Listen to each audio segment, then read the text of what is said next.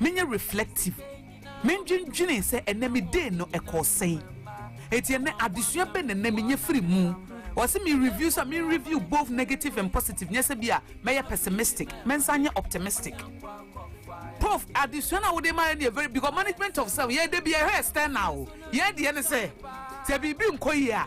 Ni e po bi abono doing I said as a cambu obamente. On one casan shan who say a dear na what went wrong. A dear na man in the year. Three key things in self-management. All right. The dekai. Sen we see ashishe watenka. Wonga etaka sese media me mfa ho. Maka. Owa. Oka. Ebe wo se bibi. If you don't know how to relate, so when nim said ye ni nipa, edin sa oswa. Because you are over in life. Enti what think to say? When you try share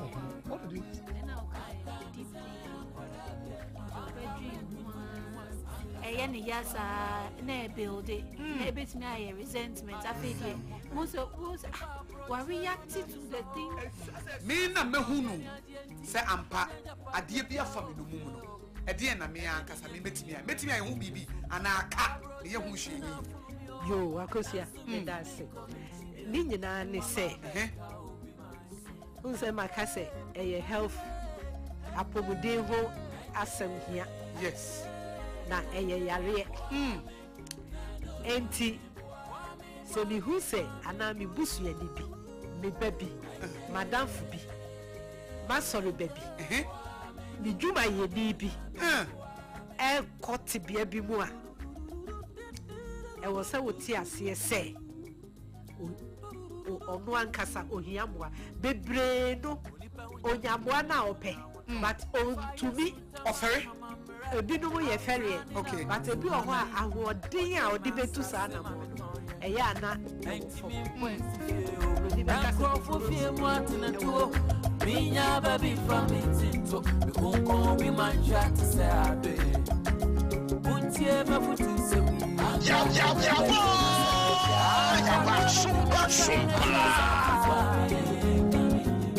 rasani mamba wa buntie me buntie mafutu se amraye ni kaso akama famunya sapa akama fami wanjika mama nyama kesho ame na do nyame nyame se wa so bi mu abi nyo biara mama wo je wate so bi ame na do nyame ya kopi amedani atwa Can copy Amedani atwa ene Tuesday na Sompa Rhapsody enam Sompa 106.5 or say market your pa FM sono me Mosonfo Joseph Osafo Maji Medja na Maji Medja idie na ekire se enkomodie no an ye de to asono me ka kire o enrase na wotwe nyina no me ne ho edi nkomo efa ewenta so ho enra onyame adom ebie ano bia wotike mu bia afi na wasore bia afi na wudware be bia wo bia de obeya ne se bomode ana fa dial no at 106.5 FM and ramambi kan say one day o discover hano wa lock no e move kura say move ana ekoto baby also wa lock no e daho for the past 1 year and no nature say yes when you abre ade no the eye wa hai a psycho biblical and life experience ni akabum unya ne baby and am Sompa 106.5 FM so obrano akwantio obremu ekohwi ase nimde nyansa atenkemu adane adane eboa ma nipa bra bokoso eno na yenam sa Sompa Rhapsody so na yede bra enra mami bi e kan say say yes ade ipa ade ankade ameye no da kron so bi frɛ say anka mi kodibone da na ne ye ka anga no obi frɛ say anka mi kodibone so de maka nti Mejai. Nana sound be so friend and Robbie Frey. Or say, Adia Moka inti. Aboa me papa say na me no monsa any we. Now so, and ne, or say me woman bano, and I'm a shame bending Mr. Debbie. When ya winter swap, na brabo na me ka say and ne session no, e be in tem kakra, as an sunny die, you know, if you say a juma for being so die him. Na ochina ya twas until Nancy and we lines no ya ma orenho de obe ya ne se fa otwere dua na fa opepe bi to ho sania abrante bi a oye no wi a na we read note na mame hey oh yeah dear pa asem na me say someday or one day or something like that me dey very interesting also no de wi a wo ye note no wa kenka kire me de wanya e wo de ayi ho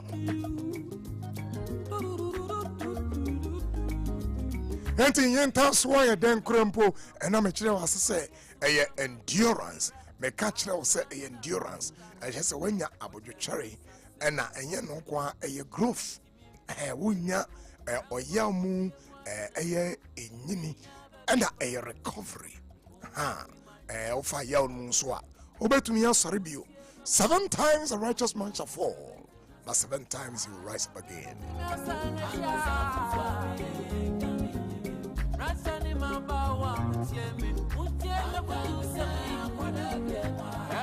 Obi abra bon danen kakran nyeni nyina ene yeko school ekosia bi wo ho a na wa lock Sompa dial no se ma me ya lock ni die ne da ha anopa bia e de ba untu yaka you don't even subscribe. Just away free. Me won't be that. Sompa 106.5 special radio station. It's a leading station in psycho-biblical issues in the country. So what you have no abraban koya. Now we pa Pentecost on you me say we wawa and we yanko pompen de mano na mo say we nya sa title na we hu pa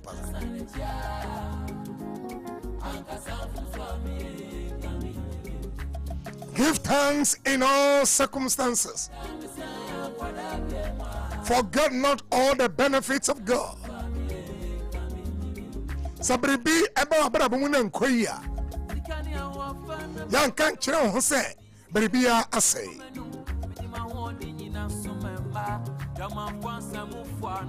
bi ohana beribia kan to ho na wani atan onim dia obeye. It's not yet over, obi say, until it is over. Obi asati adwuma bi adwuma no ateki and nose die berebi ankoye. Don't make that mistake.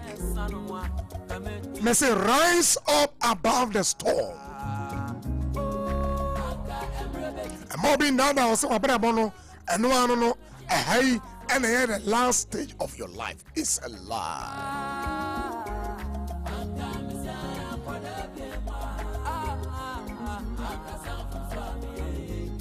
James 1:2-4. Consider it pure joy whenever you face trials, because the testing of your faith produces perseverance.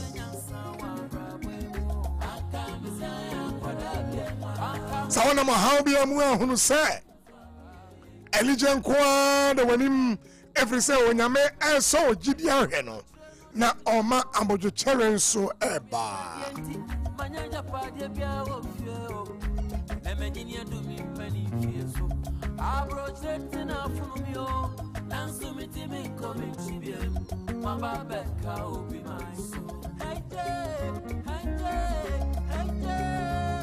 Nameka said Joss bread and cake, Joss pastry, eh? Yes.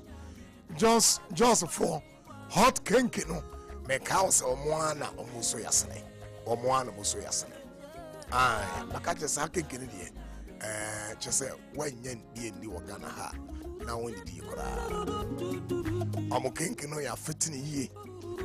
e de brupana ye almost say a nice almost say a clean one almost say just say a pa or say back on a 3 cities or say with me and to 4 ball na utunswa 3 cities pe obi on ye juma ye no e ba cho kan ho or say they are behind the commercial bank e wodo me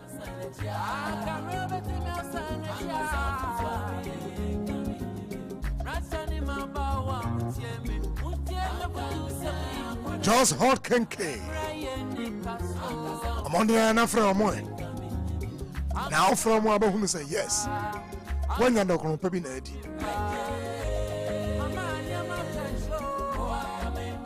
And I pay many a cosia and attendance bio. Now, your transit, you're not just say. What I must say, segment, you know, a specially dedicated. My friend, Rhapsody. Sompa Rhapsody free show.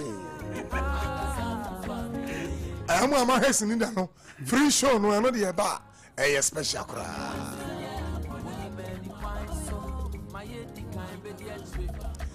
And the Akosia, me ma watching obey. Prof. Ejo so papa. I was away. Some free show, yeah. Hey, free show. A free show. A demo. A demo for. Na papa yem fa sedama Just bread and pastries. Just. Woman a day Just hot king kaba. Right. Your friend no dokunumu wholesale. Hey. Aye, dokunumu wholesale. Where dokunumu king ko. Aye, dokunumu wholesale. Okay. Enti se wo ye party na pese wo tu dokunu e de serve wo ho a. Right. Omo packages bebre bi omo tibi de fish ka ho ma wo. Omo de shito ka ho ma wo. Wo de wo pa ma nipa be 1000 kra. Omo o de ofre omo a omo be order no ama wo. Eti omo na Sompa Rhapsody omo so yasene e Just hot kinky omo number Just hot kinky. Omo number ni 0256068832. Wow. 0256068832. 3 Ghana cedis. It's one page man. Wo de kwaji bi neton na faje 5 cedis. Wo de kwaji bi na faje 5 cedis.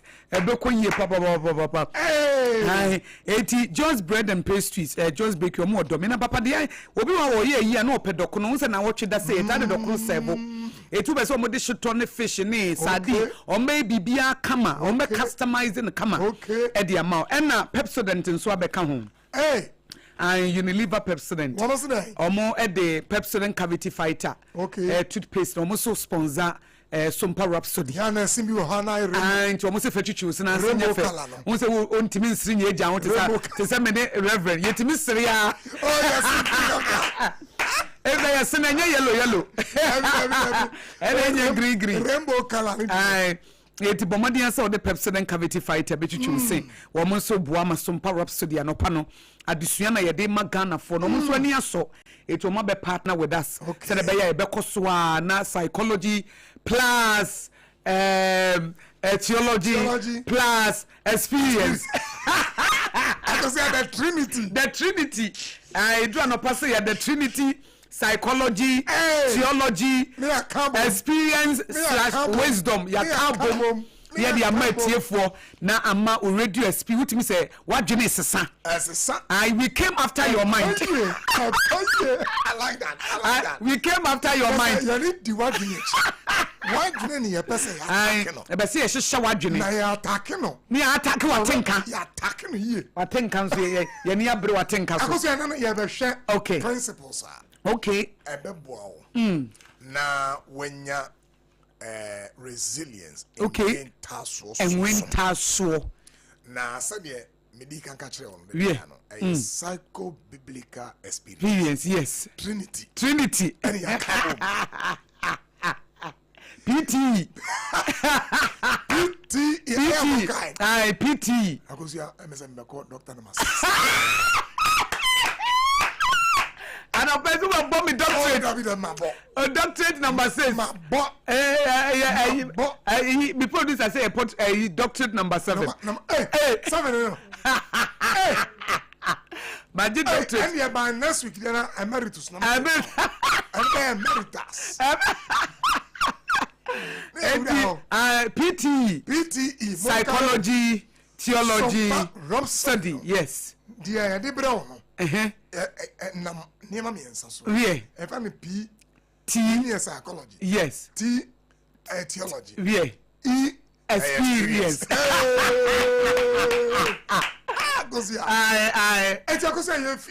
okay the first principle papa winter so no ye pese ye weta so how do you build resilience ekwan be so na wo benyini won winter so mu that's right say be ya eniema bobo abrabo no so de bobo umpo bobo obi be kan se mama na ya we ya obedo obi a won no obi do akoma be accordion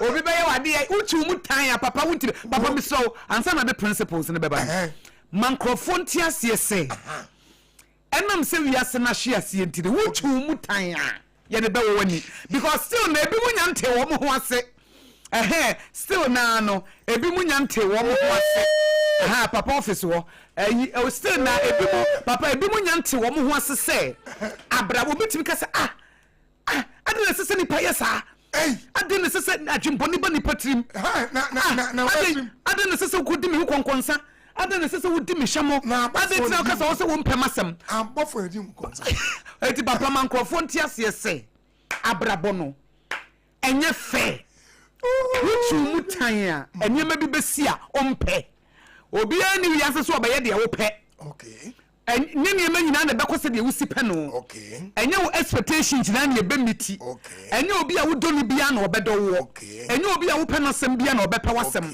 eye eka abrabo ho efse wiase ne ewo mu na hye ase enti se wo betimi obi wan me ye bibia so nkrofo mpɛ masem wuchu mutan obi mpɛ wasem wuchu mutan ya oh dear, yes, because Papa Yana use Christ as an example. Okay. The Bible says he went about doing good. All right. Dear, oh, ye be a Papa would do baby, or be a near fra. Was say, when in te, okay. Lazarus was in Yame. Okay. He went about, there was no guilt, evil, wickedness in him. Oh, no, Papa, or no yen yankupon. You can once a month. Sadus is if I was Pharisee for no. Say, me read the book of John recently. Akwana or son yare with the pool of Bethesda. Say, friend is a friend, mammy. And mammy say, Bano dinner on one yakwala. One yakwala, Mumusano. One name Kasa. Because they wanted to find something. Said no, Akwoye Penokunu. At the end of the day, Papa Yekuno. Edian way, papa, enti papa my entias say, what you mutaya? And yes, any may papa, said be obian coming wasam, make me the bomb brabo, Sissy, Minka obian wasam, Minye, and Crofo na papa, they still don't be good to be sure be now say, hey, no coming wasam. Mintias ye. Because I was at papa one time be. Yeah, Meno didn't come in and catch you say, you want be a fellow, the virgin's mentality. Virgin's mentality. And there, I've been be a that will be Tim say. But be a and custody open a surprise. I know one to him or her. Say, now then, I say, of Jim Bono. Yeah, about your own heaven. Papa repeat you. Who's will be a officer say, not the two be doing what you want. My head and argument. I don't bone. My head and one permasum. But you only heaven. Bonsam only heaven. Oh, as I see so. Hey, Yana Bonsam. Oh, wow. 81 years. 80 years. Only heaven. Okay. And near one. Okay. The tear being say. Okay. I say what tears say. When you're before. When you're before. When you're angel. Nabi. And he said, Obi Hoa Cosia. Bonnie uncle for Cafayon. Yeah. Ebi Hoa a yambrawe. Oh, Nessa be no correct. Oh, they are no correct. Okay. We are not angels. Okay, and now before. Who's we any pa? We are the Massini. We are the Massini. And from so long. Okay. Today, Annie, can say. So when you Obi Hoa some now walk. Yes, Suka. I also when you're before. Because the beach now, dear neighbor. When you're before. Okay. Make me Papa can ask me. Or say, who will be. And I'll tell you one some. Yeah, found who is sick ono so state no na kache won say yeah de ye ka no ho asem on ya ade ye ka no ho asem no nya ade onye aponche ayi nipa o nipa na won so ye nipa ntino ye betimi aka ho asem ya ye hwe yie hwene yi na obi wo ho a wo ka ma ne traso ti de kan ti ase say okay you are not in heaven wonni osoro hemam wo ba bia bonsam te wo asase so ba bia bonsam wo bone wo number 2 de to so ti mienu ase say wo ye nipa nti wo nya bofo wo ye ni penti wo nya bofo fom so betumi ya daddy okay na obi a capitalize on that okay na ode ka ho asem okay number 3 ti ase say enyo bia na bepe wasem enyo bia na bepe wasem fa yesu krase munue se lipa nyina na ka so mpe wasem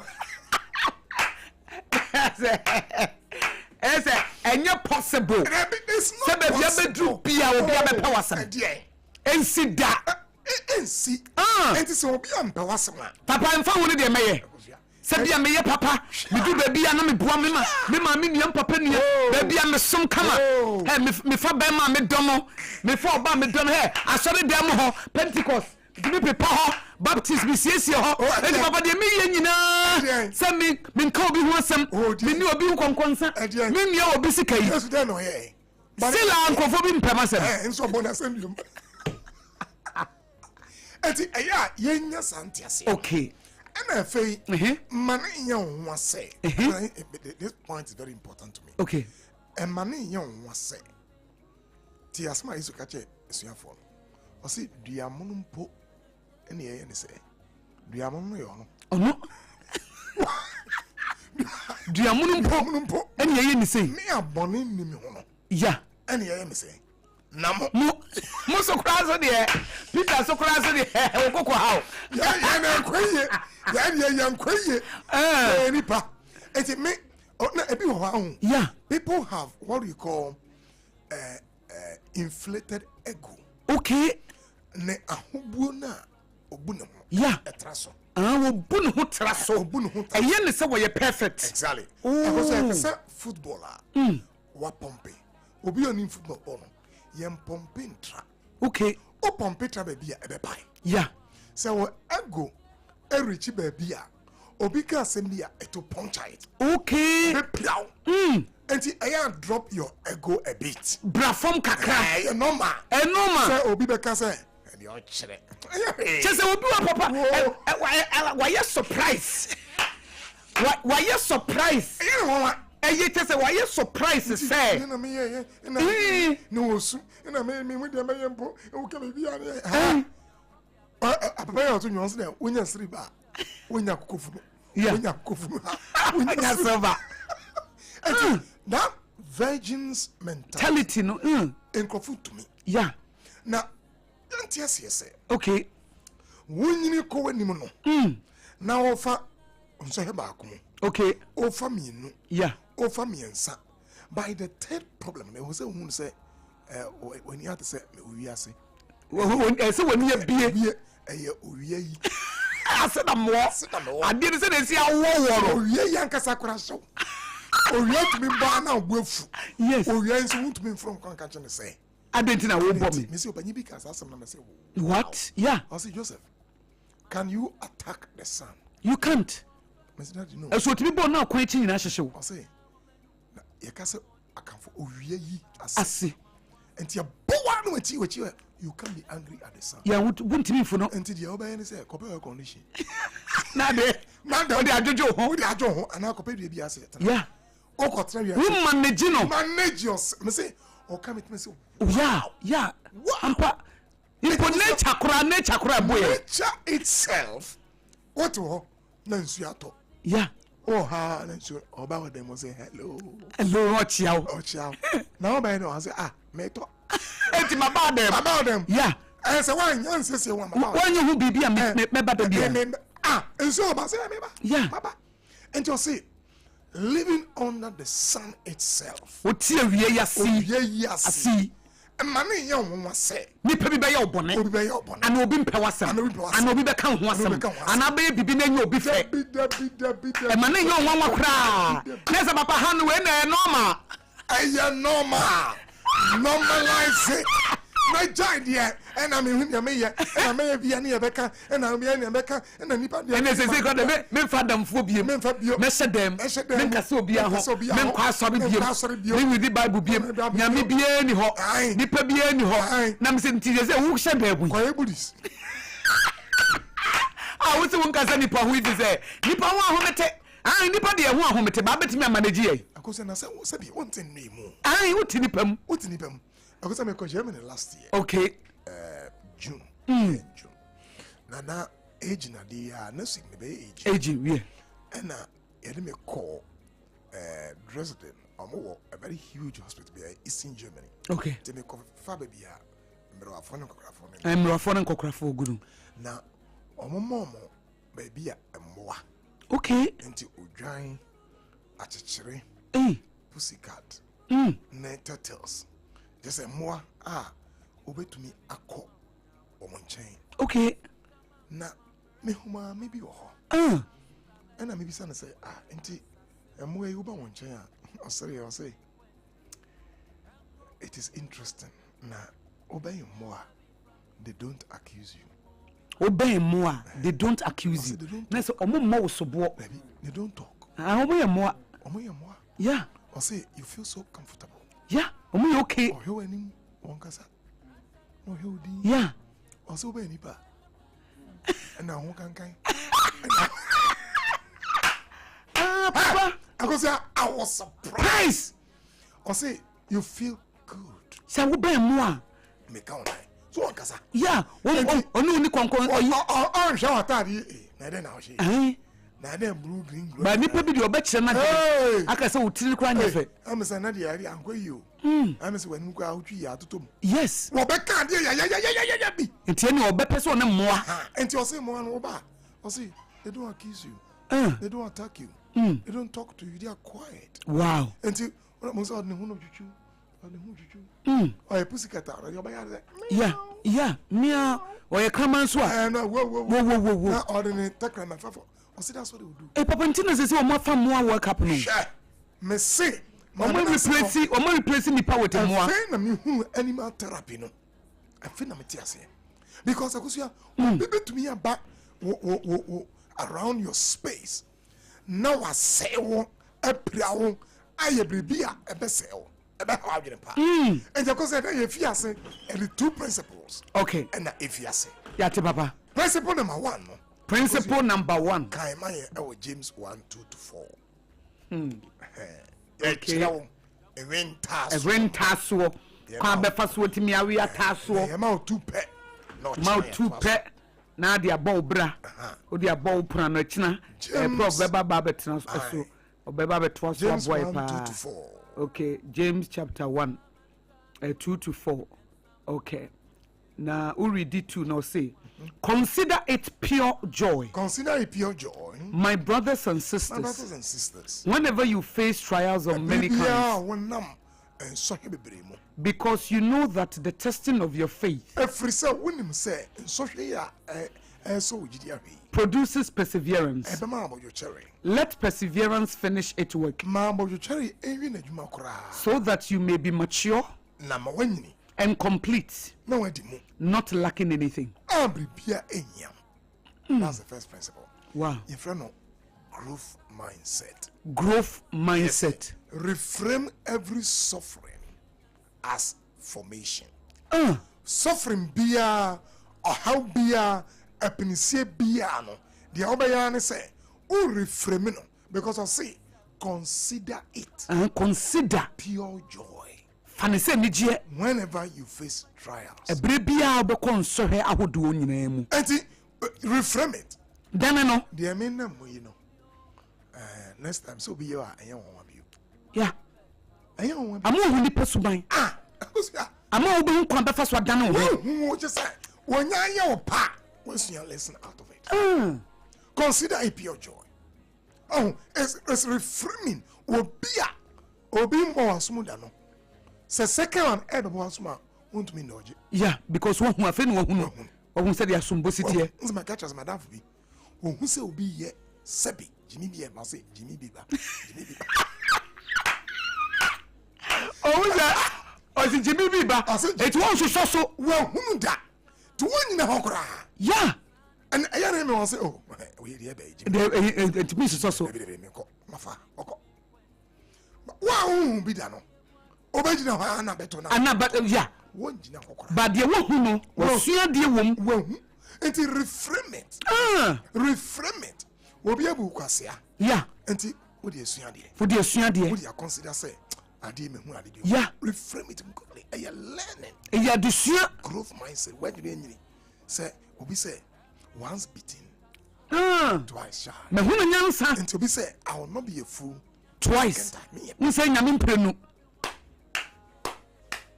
ati mo adwiri mu nyini growth mindset papa bayo bi ka kire me say the man ni hu no nyansa wo relationship mu the first time bemo breaking the virginity and the ono kan say any kwan say ka me ma ho kwan ma e say ka me ti me live a chase life opem say me worry but we nipa auto form anti or I will take responsibility say what top form but can send you say me share bema na me dono na me nim say no ano no o say me share bema na me dono na me nim say no ano no eti eche no hu say bema ne baba yusu no nye say bia wo dono ne ade no let's no nya ye say se wo hye obi na wo pɛ na sɛm atwɛn ne hu sɛ ɔno so pɛ wasɛm ana wɔsua de saa disappointment no wadane no wɔse adesua wɔnyɛ firi mu sɛ oh fɛnse me hyɛ na mepɛ na sɛm na ɛno ano no manhwɛ wɔ mepɛ na sɛm nti ɛno sɛ deɛ ɔyɛ bia me di n'akyi but ɛberɛ ɔde wɔ n'ani no wɔde wɔ no sɔ no maa ne hu te sɛ deɛ ɛyi Delilah de yɛ Samson no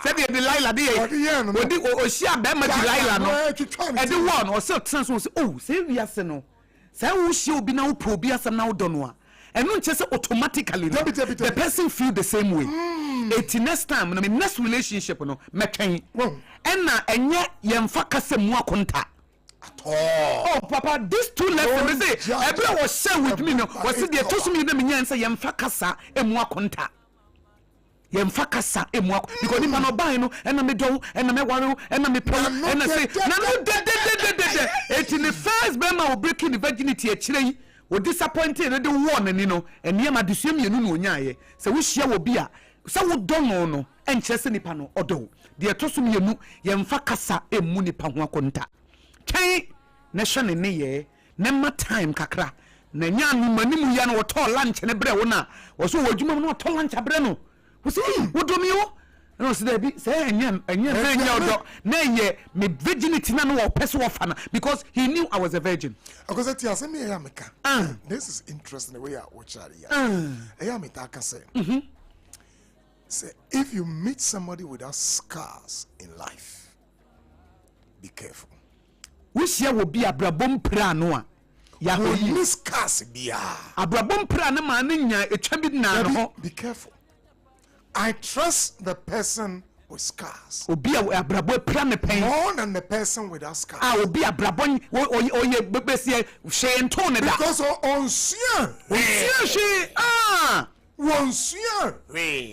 lessons are often driven by painful experiences. E tebe bi adesua yenya wa abrabo mu na ye niema bi eto ye ya ya. No one nimdie. No one nimdie ni nyansa. Ohun nimdie a wanya fi. Oh yeah, so niema mienu. Se obi ba. No kasa. Ai. Oh na what there. I guess we India. Are you part of the sugar in my tea? And you are like obi mosquito in my neck. You are my apple in the garden of Eden. Mosquito. Because you are mosquito. I shall not ma. Yes, brain you. Papa, I like that. I like a customer that growth mindset. Yes. Oh, Dania, reframe it. Why did this happen? I don't know. We see. Wow. I just showed them. Hey, na sese na nipa tie. Hey. And okay, I just showed them menya. Aseme bri obeka nyina. Say no boa. Until will be a sugar coated mouth. Yeah. It's not equal to commitment. Will be an annoying. Papa repeat na as say na muncha wana ma na de papa cheche what say papa say a sugar coated mouth is not equal to commitment. A sugar coated mouth is not equal to commit. So obi aba no de na no fa ho na no de na wo kamfo wo no obo wabasu ni hia wo so oba da ni hia wo so bema da e na ho kekanse na wo timi ya wo da no ai chese mi hu kura mintimi na mi hu na makoma ebo peri ya chese wo ye sugar in my tea wo ye apple in the garden of Eden na Eden no ai no hu no ai so wo hu Bible mu enti no chese mi hu ne menye mi hia wo se mintini mu sore mi hu na mitimi pese peja mi hu wa ho feda so se mo kasa ansem no emano ya den ya mutene ya na unse papa ansa na bema bi be kansem a sugar coated words ya ukaya ya ama oba no utima ya wo de na afei ase hu ne wonya wo ho ase waname ase wowu na chese hu chese most women na my ye gisa de ni di no papa ya na ye low self esteem Matias ayana yes son said ye obu ne ho no sa e wo fam enti se obi amma no nsepa na wo wukura desa eyi na waname awura ne cells me eyi minim de nya emu chemicals be ne wo bre ni mu a papa chemical pressure bre pacho chemical be ne wo bre ni mu a sa bre no a eyi eno ya adrenaline na cortisol na de na esane eno ye de dopamine eno ye sa dopamine no na as dopamine ne sane sane tubo se utima ye de so on worry okay na ya ote esa ansem mo pe wa ware no yes presi then ya ote e bi o wa ote a ya den as o se o pese o ware bi adi o ko da e be na ya o so I dem nso bi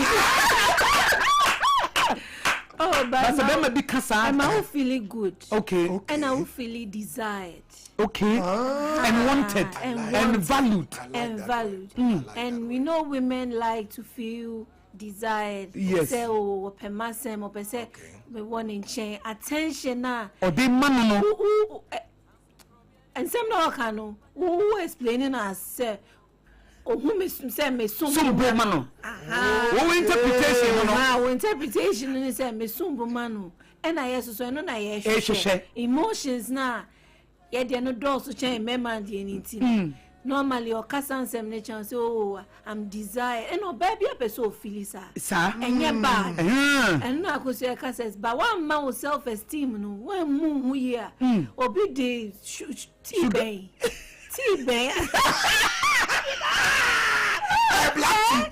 black tea sugar equal doctors work at sugar baby Annie brown sugar na papa obe so bu se bia homa cho sorry ya hello hi na mintimi na sa me boa na me se me fro na ma to voice keke ai papa yes ai na ma to voice keke said the bear metimi ada because voice nko atimi deda me it was okasa na say me voice create me deda obi akusa does it give oba no so a sense be say won so nya a certain impact oh baby I say papa I'm more feeling valued say me as me control the baby I'm now in charge say me odwene me ho anopa sorry ya babe wow. Testing good morning wow just to check first thing I me nya me Bible mpo I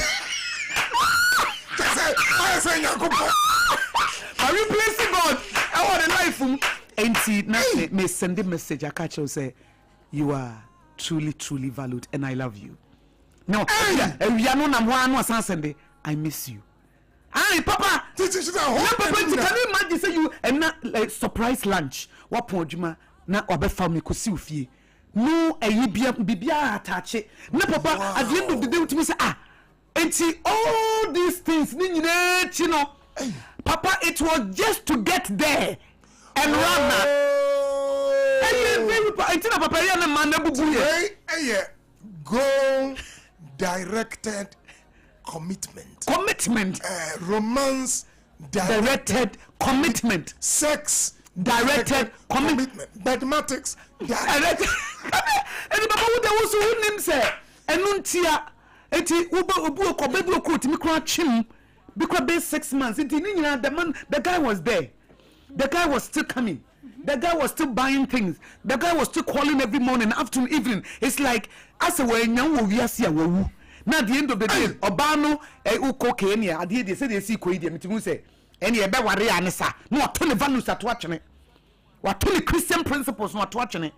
Mami nkona menye minim say de me ye tie nyame. But I know say guy we dear obe ware me. Afi papa enya course baako course mienu afi de ubetimi afre na na me wadwuma me frɛ back anyway ya na first no na wo anopo bia good man afi de anopo good morning ni mabiem o ya na awan ya afi de bedroom baby kra wa block kra pen baby ahun wanya de opa wie wokɔ akoze ti asemi ya na metaka me say anytime you underrate your values in the face of feelings you are in big trouble. Ebre bia ade a wodi gina so eyi wunya so a wodi bobra wo beto atwene enam watenkantino values are a compass for life ene na bo ho ban and a kyerɛ kwan. When you underrate your values and now you replace them with feelings, na obi wo wa ya na my feelings no edinanim edikan values na ekura no say obi sapese huma hemu just wawale me sa wo beto atwene just medina ko mi parents aba to atwene onina ya to nyina atwene just obey me ho ade wato atwene na because of your work no you are the first person I say me tie within no I was wondering, sir, are you one of the angels who lost their way? But your angels say lose them way. Are we demons? Are we demons? Are we demons? And Papa, that should be a bit more mano. Serious? Not what build your self-confidence. Right. Instead of being no build because Obi are Osano, Obi and conscience and who fed right. Obi and conscience say you appreciate one ye bibi ama enti like on right. Enti then Satan takes advantage because when him dey wo party right. But the nipa no so buy they exactly what when you know you won fe papa no so kura wo ma me no papa obi and conscience so won fe da and this repeatedly you are so beautiful papa obi and conscience wo da ti papa mo say wo tima ye wo de affirmation yeah wa affirm wo fe papa wo ship sha wo more na more so de ga wo de utimi onai chesa ultimately or pay particular attention to niema wo hene wano ona wunyi into we say I just say oh so no part the first thing voice apesa wo hu say wa send you message na wa fa baby ah into it is sometimes it no mo yom say be map enkwasiafo nye wo mo no maka map enkwasiafo enye wo mo ade no wonya bida enti wo kan che ne se ne ho ofe na wo de wa no fa ne ho no papa wo be ja ne ho sisi a wo ja ne ho awie no afei na wo be hu se nipa ne se ne wo fake you are ma for business or but for pleasure. And of course, listen to this point. Anytime you prioritize affirmations over character, you are in danger. Ebrebia ye kamfo wo be ya wo de wasum ya wo de na won hwesu na wo hwesu ban no baby anam ne hot yes oni pa no ya no we di watemba no abosum. But you know, you are so important to me. So sometimes when I treat you that way, you are prioritizing affirmation over character. Yeah, that's what man say cancel. Narcissistic person. Yeah, because some baby na that no. What the man blow at Chichawaniama or you are some yeah.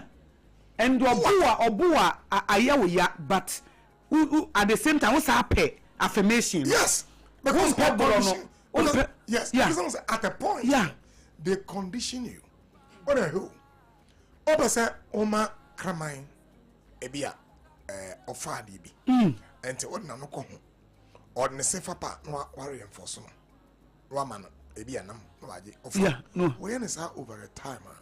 Anytime he had Namabako will be a befa. Yeah. Because anticipate say. Yeah. What they know. Ebeba. That's what they do.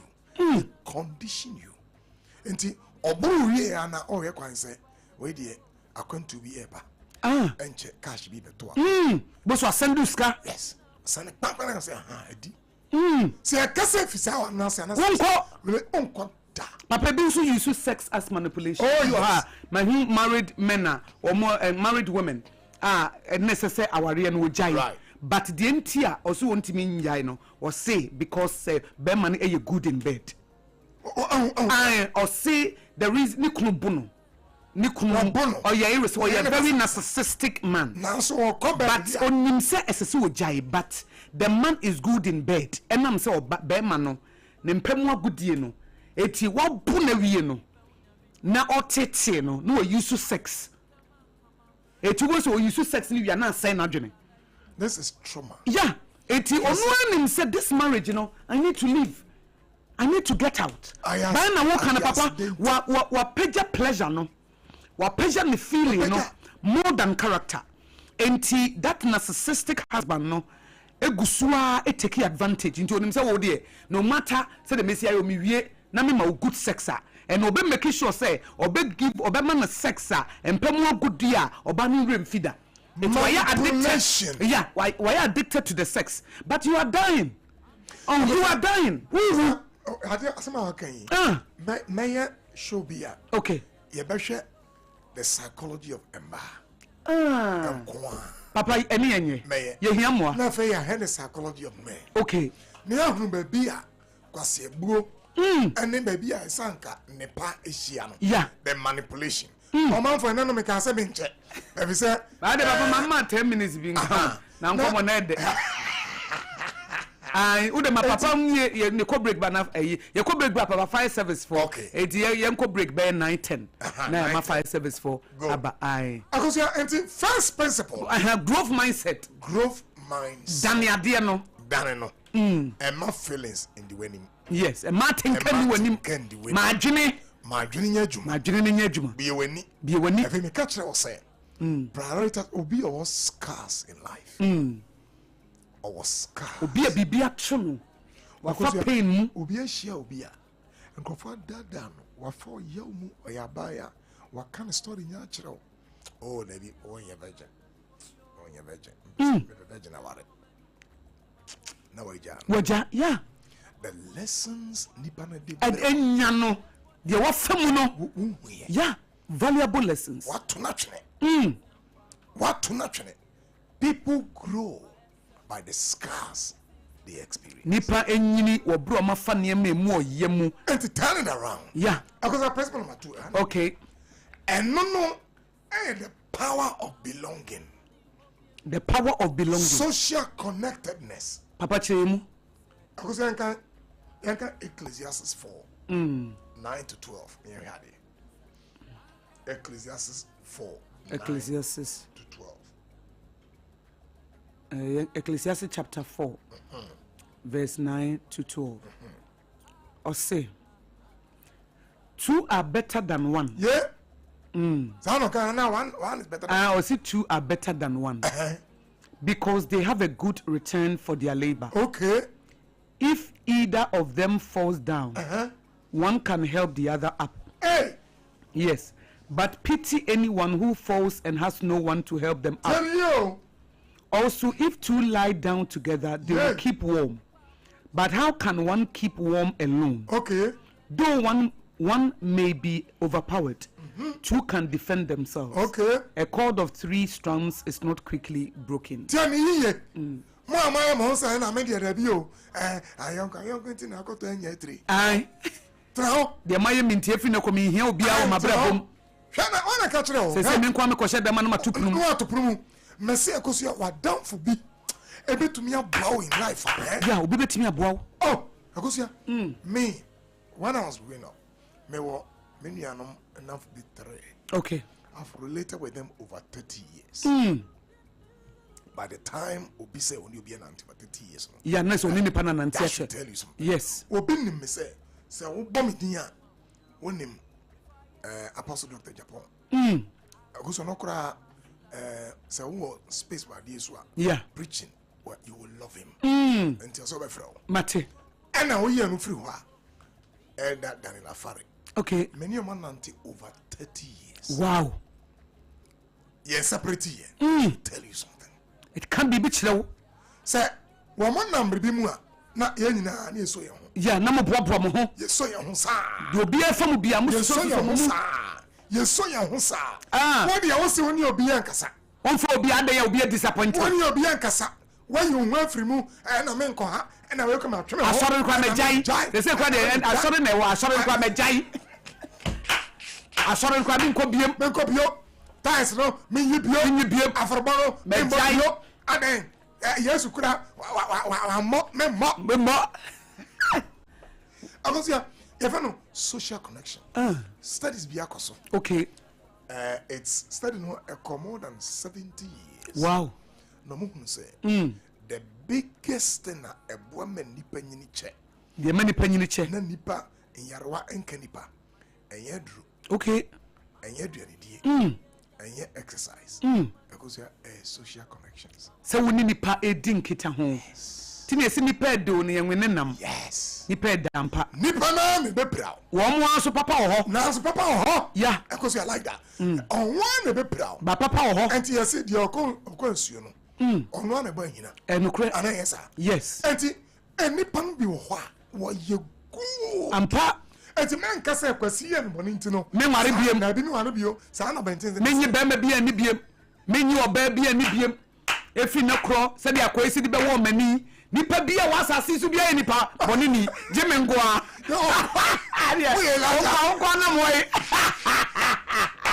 Papa, a big point na we make it pa.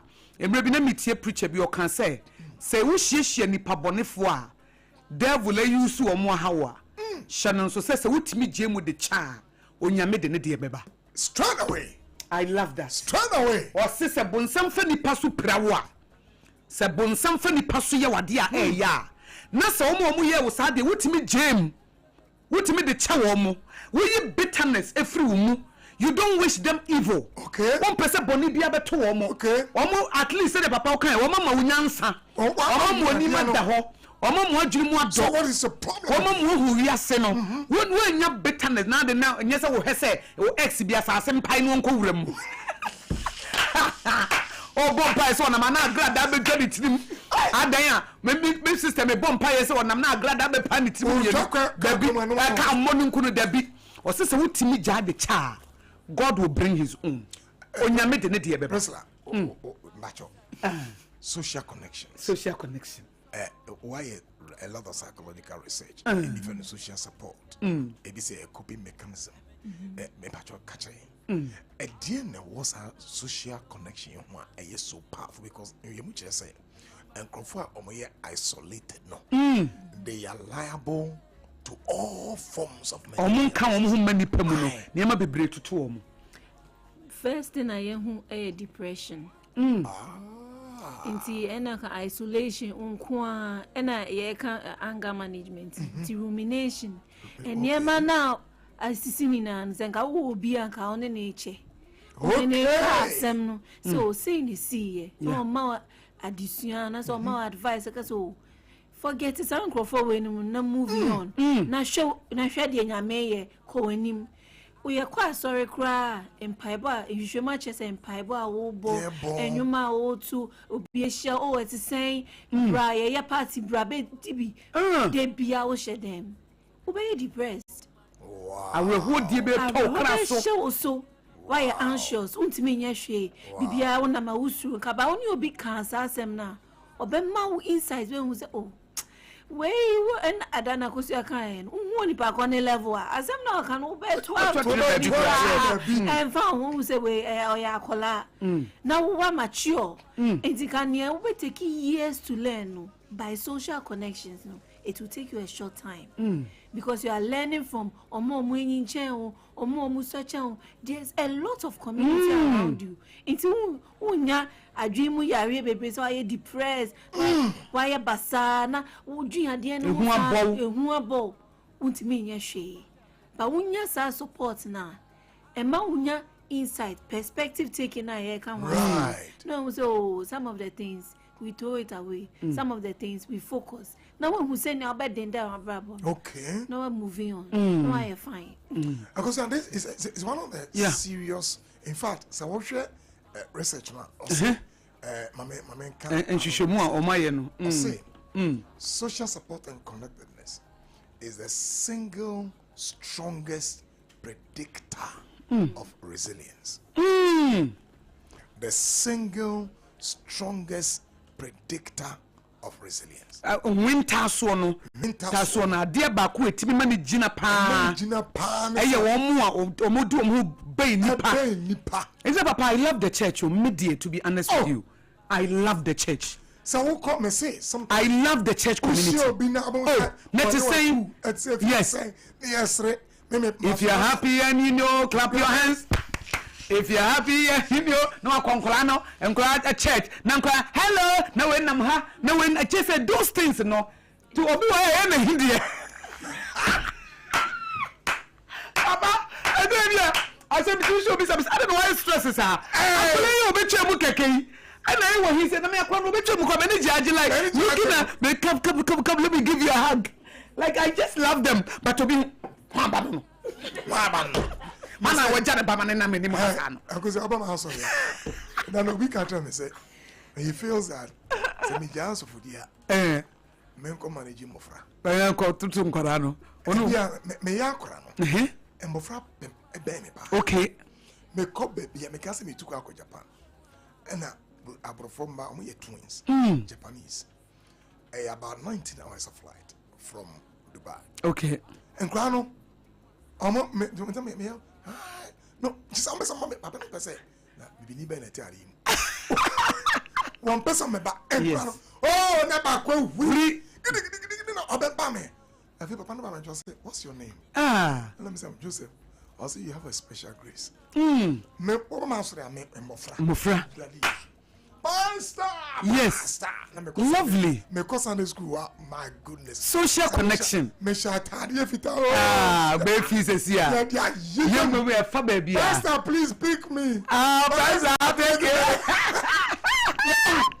you. You're very good. Lovely. Anti-social connection. What if you want to wear in casa? Want to wear in casa? Sanko from me could have. Now, if you know what to me on you being casa. If you know, and then Papa, Nadaba Kumpa, one phone Kakao, and Daba bed in the way, and come on in the near her, waiting in the near her. What can you imagine? See, Sandra Priscilla can about dopamine. Yeah. And he much say, the neuroscience of social connection. So, one and for in your dopamine, those rewarding, we know. Oxytocin, and it's sheer good to them, and they make you feel good. Sunny money never reduce all your stresses. Wow. 1 for Papa, and then no, yeah, there's Sompa Rhapsody no. See 9 o'clock, and then go see a na aduma. And 10 minutes ago, it's answered the media France. Oh, yeah. When you may aduma, watch na, yeah, twasso. 8 o'clock to 10 o'clock.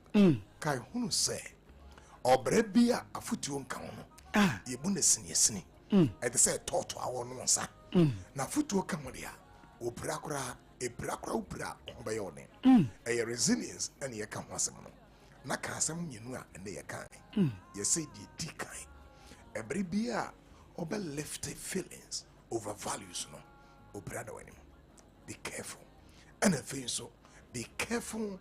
Affirmations don't override character. Don't forget it. When you may have much now, you have better so. Until then, when you may come, I'll see you tomorrow. Bye bye.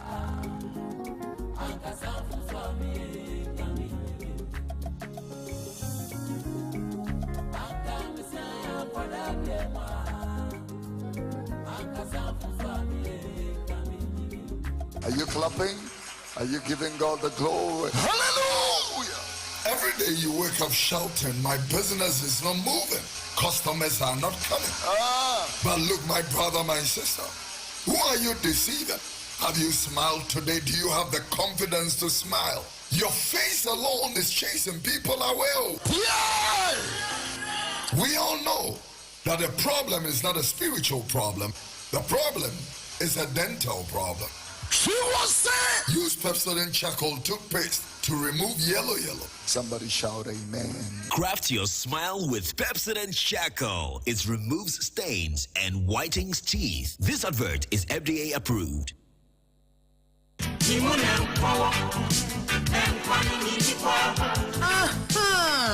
Yes, sir. Can you hope you move? Joe's bread and pastries. Joe's bread and pastries. Yeah, no. Yeah, the Joe's hot kenke abba. Dokono papa no. Dokono papa no. Afei na ube kojo. Akoto to ebro. Abecha ho sente. Ababa ye dokona kwa akoton. Wabra Joe's hot kenke ewo ho. Eye 3 Ghana cedis per. 3 Ghana cedis per. O say price no. Ube tu na wo kwa no akwa akoton. Eno anu se wonya woni ma na wo dia boss. Enti sabre die introducing Joe's hot kenke. Ye de ebro papa ehu cha ene ye dia ye. Baby aye no nso. Eya hunidie nko a. Highly clean environment. Ene no achi no obo ade nsa no naturally nice and it tastes good. Enti ye comfort the amount say Joe's hot kenke. Mo amoto dokuno nyina. Ema mo ncha mo ho biem, ema mo mre biem. Mo metum free en chen. Eye 3 Ghana cedis per. 3 Ghana cedis per. Joe's Bakery, Dome, your commercial bank at Chihuahua, the open door to now afraid 025-6068-832. And you say, dear, Joe's hot king cabenti, and one is a uber 2 ya. Now would your quack see what corner hop now tone. Joe's hot kinky, yet dear bow punano, way a year hot.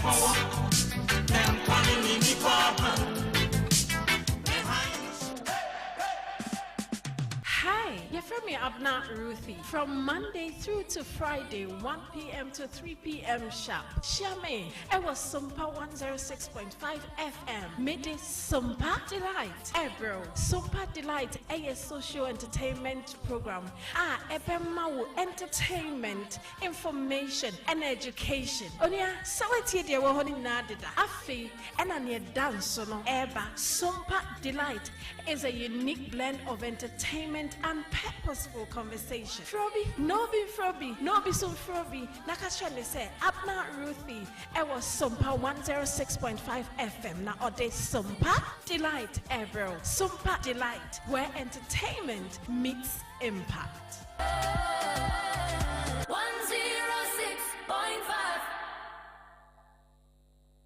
In the stillness of the morning, before the noise of the day begins, there is a sound rising, a sound of prayer, a sound of power, and a sound of victory.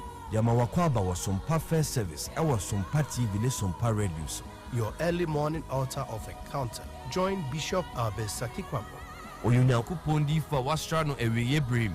Enam nensaso ama onyankopon we ya won wade pi. Through this prophetic platform, destinies are aligned, burdens are lifted, and lives are transformed.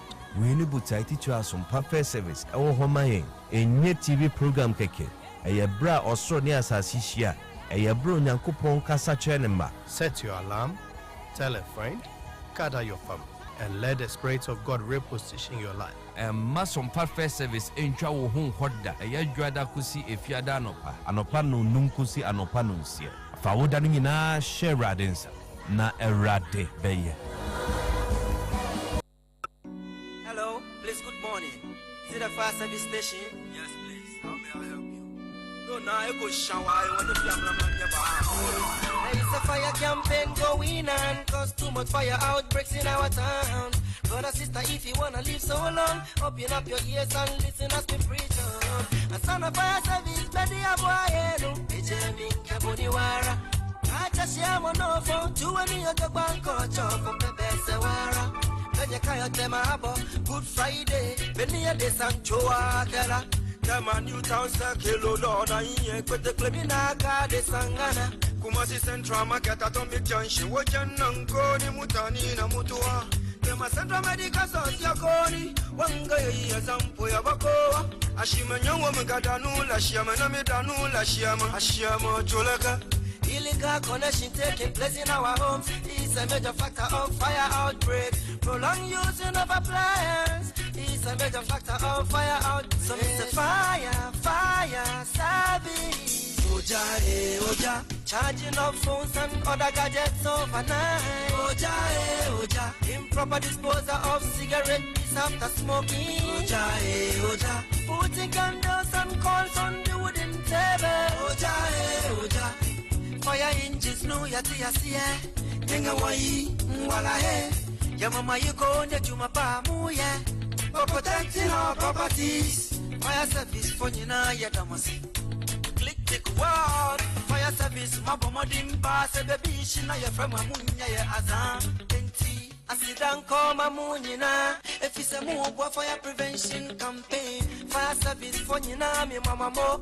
Adigato youth preacher. Ghana is my member Sama Munina Quababim. Sompa Rhapsody, Jumedi, and Wuti Sompa 106.5 FM Accra. Nene Jumedi Suyanya Wo Ghana Fire Service, Dumja Ejumano, and net one more Ababa Bestraye, ever your presentation been so amaye. Fire service. Enti enche yebeshem komono ase. It becomes a higher Sompa 106.5 FM Accra. It menya wo mi ensa e wo studio ha. Dumja ejumane mono. Nti say reggae na mebo na dumja for reggae na mebo no. Fire kills and destroys, especially farmers. One tap. Enti we education no eka ho. Market women, chop bar operators. These are the preventive measures. Nema ebetimi de agu akwam ama ejahihye no ebeba fom ebetimi kura tu ase kura. Yeah man, create a fire belt by weeding around your homes and factories. Eti nyina ye nim se eja eya de papa yesi eye good servant but a bad master. In a reliable working condition. Keep matches out of the Ghana Fire Service so ye hia se ombebo ye chi do mama bibia koye. Ye kam se nyame yadom achi Sompa Rhapsody Reverend Professor Joseph Osafo de Best International Resilience no wato aso 0299 340883. Etienne Chekra na mede nkomotwetwe no na mede ahyase. National headquarters. Empanifo na me ensantana se memo omo ankasa introduce wo ho na afei. And for further information, call 0 yakoye nemu kama. Aha ye Sompa 106.5 FM Sompa Rhapsody. Case of emergency. Awunya adesua wunya nkyerɛkyerɛ wunya brabo mu nyansa. Asetremu yedie Ghana mpomtuo ne nkanko ne nyina nso eka ho bi. Woni abakosu agwaboaje akosu nhira na yaka bomu edi dwumadie yi eba yi. Fire campaign going and cause too much fire outbreaks in our town. Brother sister, if you wanna live so long, open up your ears and listen as we preach. A son of fire service, better boy. Na Ghana National Fire Service womo anthem bi ye kwakwa kotie ye tie wie ye na afi enen komo no na ye de ahyase ne ye hu botaye ntia womo abesra ye ne ba bi omu firi omo ba ye womu din ne bibia na ye de ato so nti radio awutie so odede obi enim se Sompa mama ye nkotie Ghana National Fire Service ye dumja adwuma no womo enwum bi ye wie ya na ye hyase.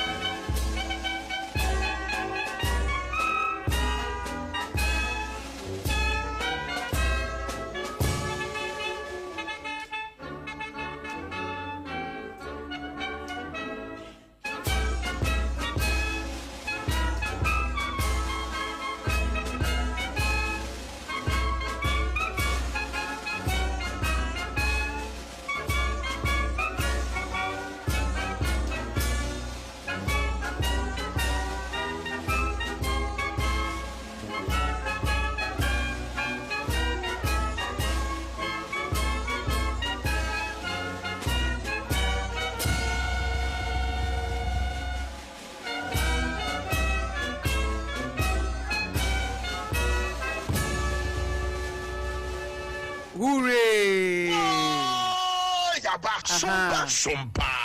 Eti hooray eno ena edaho no.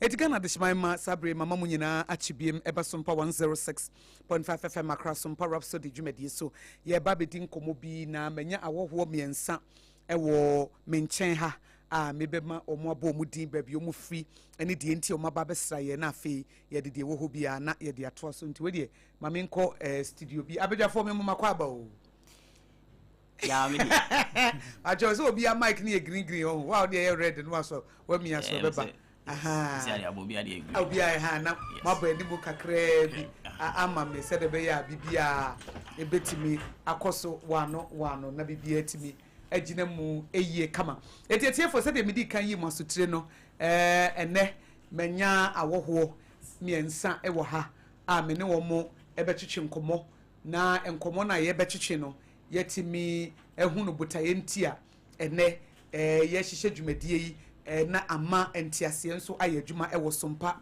Rhapsody dwumadie no eso se de be ya bibia ebekoso wano edi amaye abedwafo e de mama makwa ba yi de na mesanso esa mama makwa ba bie mo okay yo mpacho we de mention here from my right mpacho ne friend say mpacho ne friend me leading fireman Abraham Avoadam PR department. Okay, leading fireman. Yes. Okay, now say who you leading fireman as a chen say?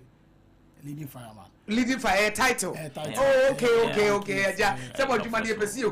But you won't feel. Pacho me so a friend me ADO1 Besmakafo. ADO1 assistant division officer grade 1. Okay. Besmakafo.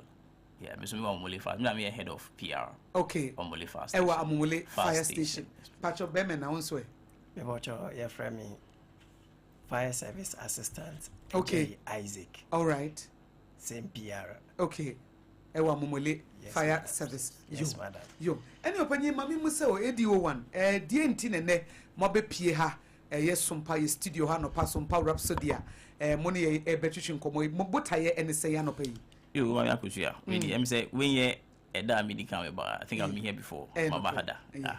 Na mamenchia yetifo ni ahwefo emso obi wo hono mu a omo hwe wo Facebook ebi so hwe wo YouTube enti yenchi omo nyina na yaka ne sewie no yensa so ndamase eye Sompa 106.5 faka yendamase pa se emri bia ye bebo mupunu mu se ye pese ye ne mu anse ye ne Ghana fo ema medi nkomo efa odum jai dwuma no honem se mo man sa akonya no nti ye beda masepa na no pedie nye bibia na this week ye celebrate International Firefighters Week. International Firefighters Week. Okay. But then the main program nankasa here 4th May.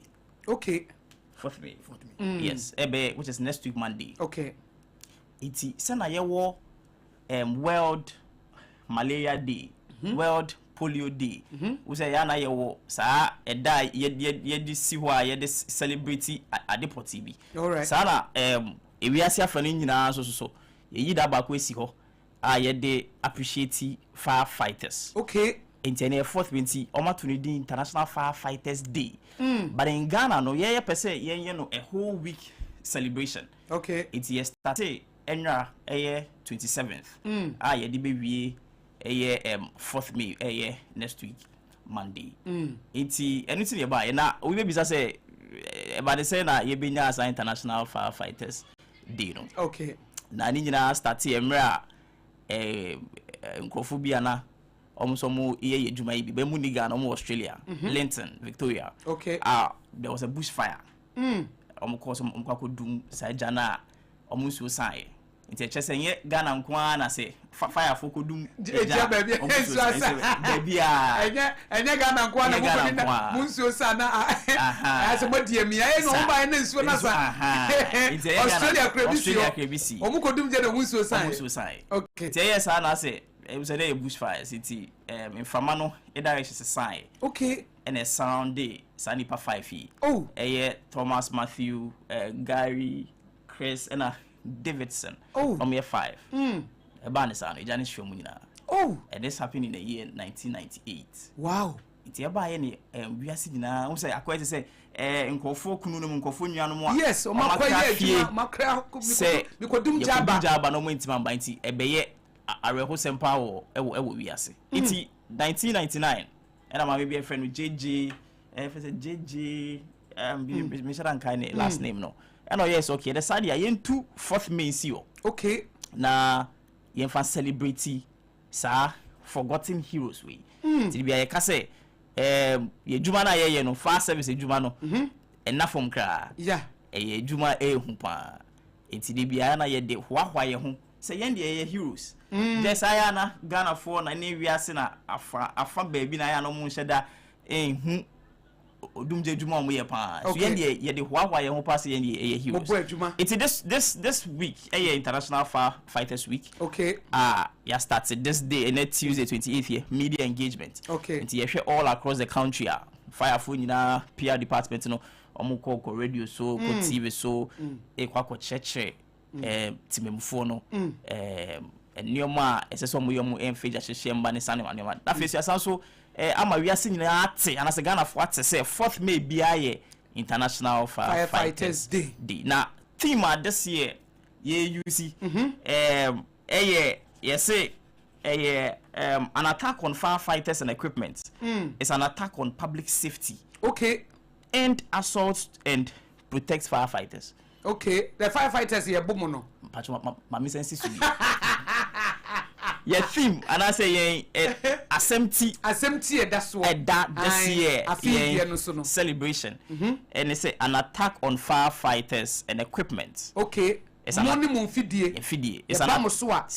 attack on public safety na say bambo no na eto apeno and you say end assaults and protect firefighters it's when assembly afidi so you know ye be pese ye be discuss and your main tia na eba emma Ghana for enti won ho ase a empempi no ye ko se ye kwakoye ommoa no no mo say omode omusa ekeka yen kakra enye so omobo yen obi entimi mbo fire officers we are very strong omusa keka yen kakra ena eba ne sa na hardwin pa aha enti enuti na no pay mabahase yo em say PR department opanyina wo sa kama mimsa wo eniema bein na eya na nkrofo mo dwumadie mu no se mo kɔ na na ka bebusa na sema man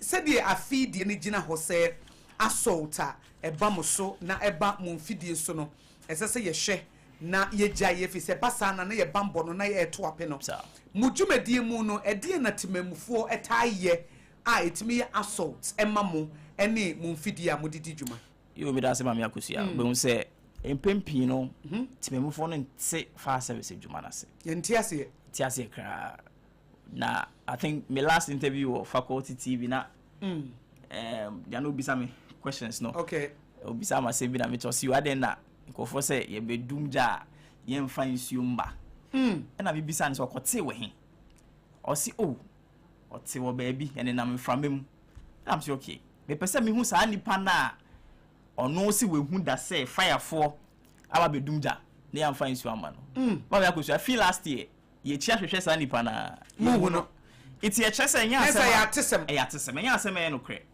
na dia ya ekobanie se enye ejebia na yedi nsuo dum no ejebi wo ho aye mfa nsuo dum no ye pe kwan foforo so ye bedum sa aja no for example se ye ba wo fie na se ye electrical fire ana se ye ja eye light na e ma sa aja ni si ya ye ntimi mfa nsuo dum no cause enim se fie kra se wo so o kettle na se o do sa tum kra o hwede we si fe shock ofa no say first ne was some kettle be as a coil is a kettle a coil o the two uza o the sa it means say water conducts heater kettle yes it means say balance electrical fire ain't me fine so dum no there was say ye twen kakra na the officer in charge no or ye ne assessment na fi do say if people are trapped inside say nipa bi e wo dan ni mu because fire service ye jankwa na edum no say like na no me buy me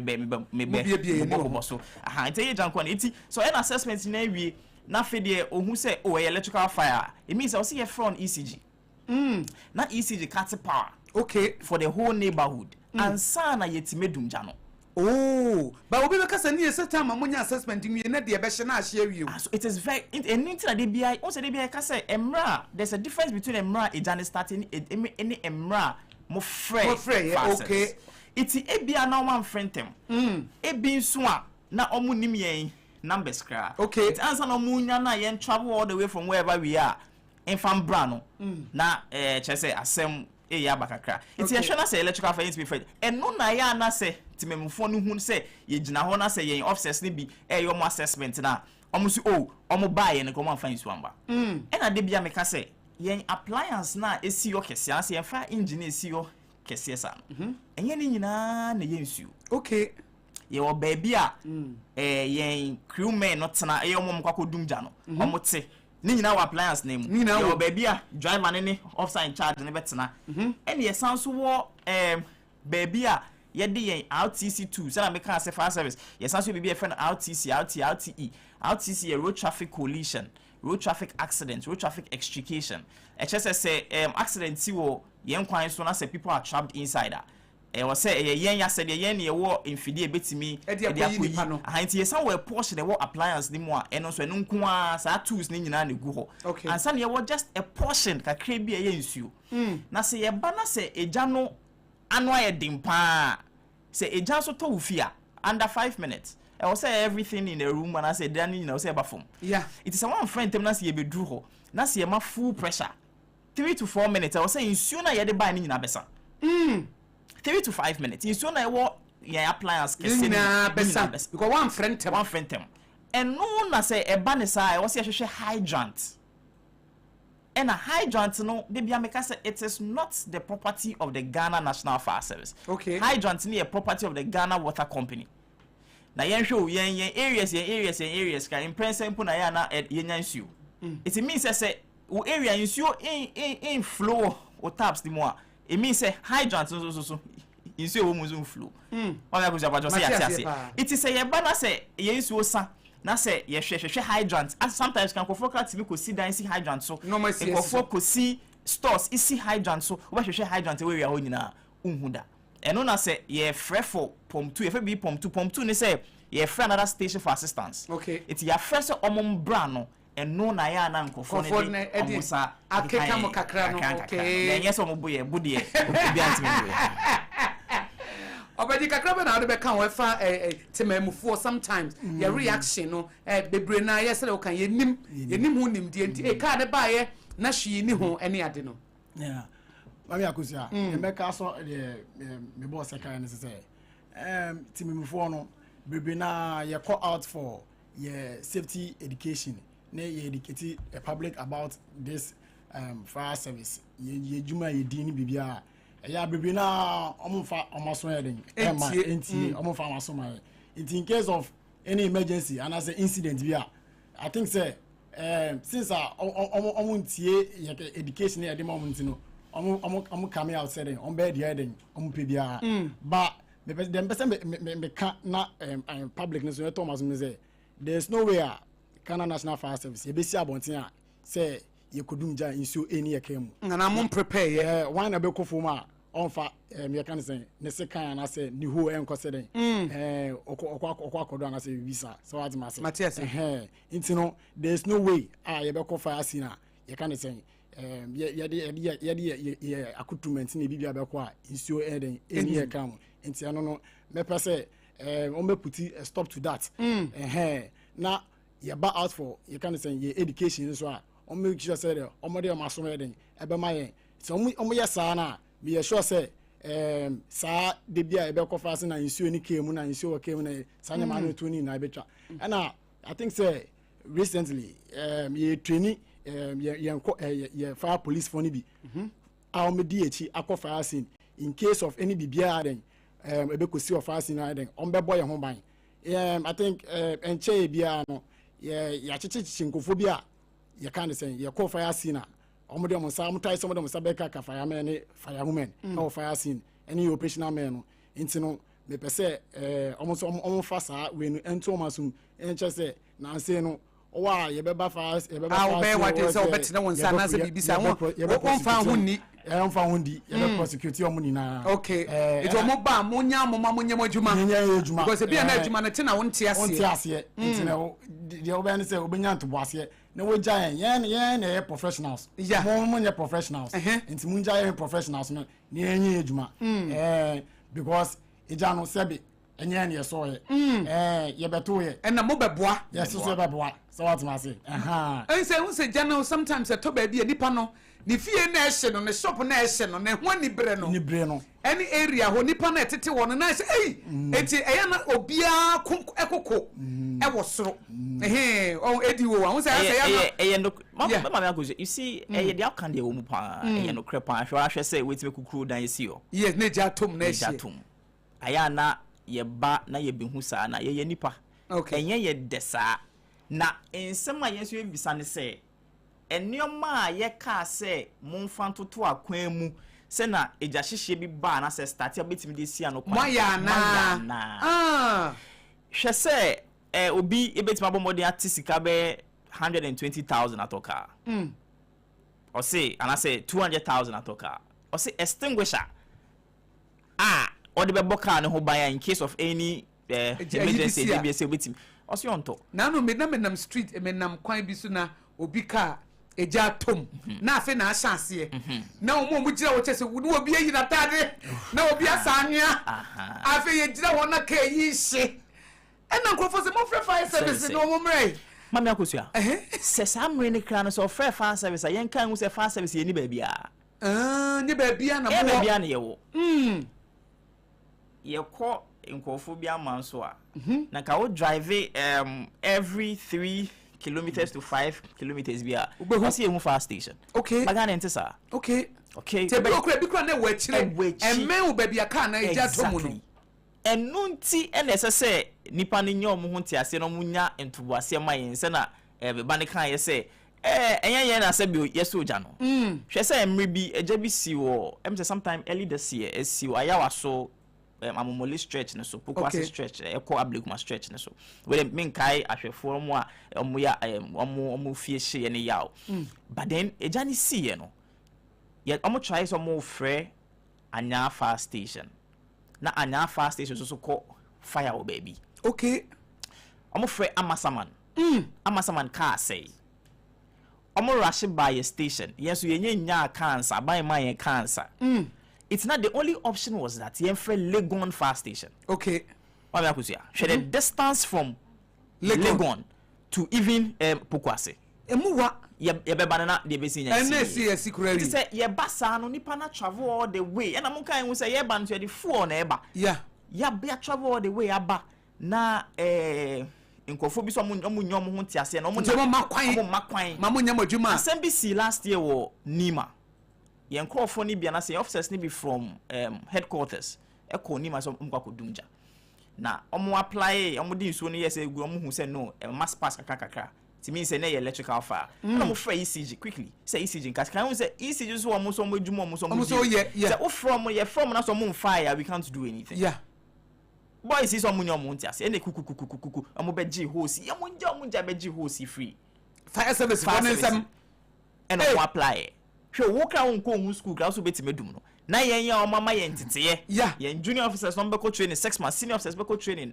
1 year 12 months so mo dim se nye nsu na betime adum na se ye kate ayi light no off ansa yes stopping ko fo so nja so mpene na omo apply ade na light form nipa 2 omo wu instantly last year iti ye best Ghana for say unim ade no hunim de yen ye won hunim de yen na o ma bayama yen sa mandate no say the only institution in this country de dumja the Ghana National Fire Service now even the whole of Africa I think South Africa or so if free honomo I think the next best fire department Ghana National Fire Service it's a juma ye de so pan so ho aketua and I say who as a bonia ye no dos exactly it's your best say the attacks on fire officers no yenjai na say fire for ne ba say omo ba be ye ba se ye ba be ye juma omo njai na yenye ye juma na ankofa asembia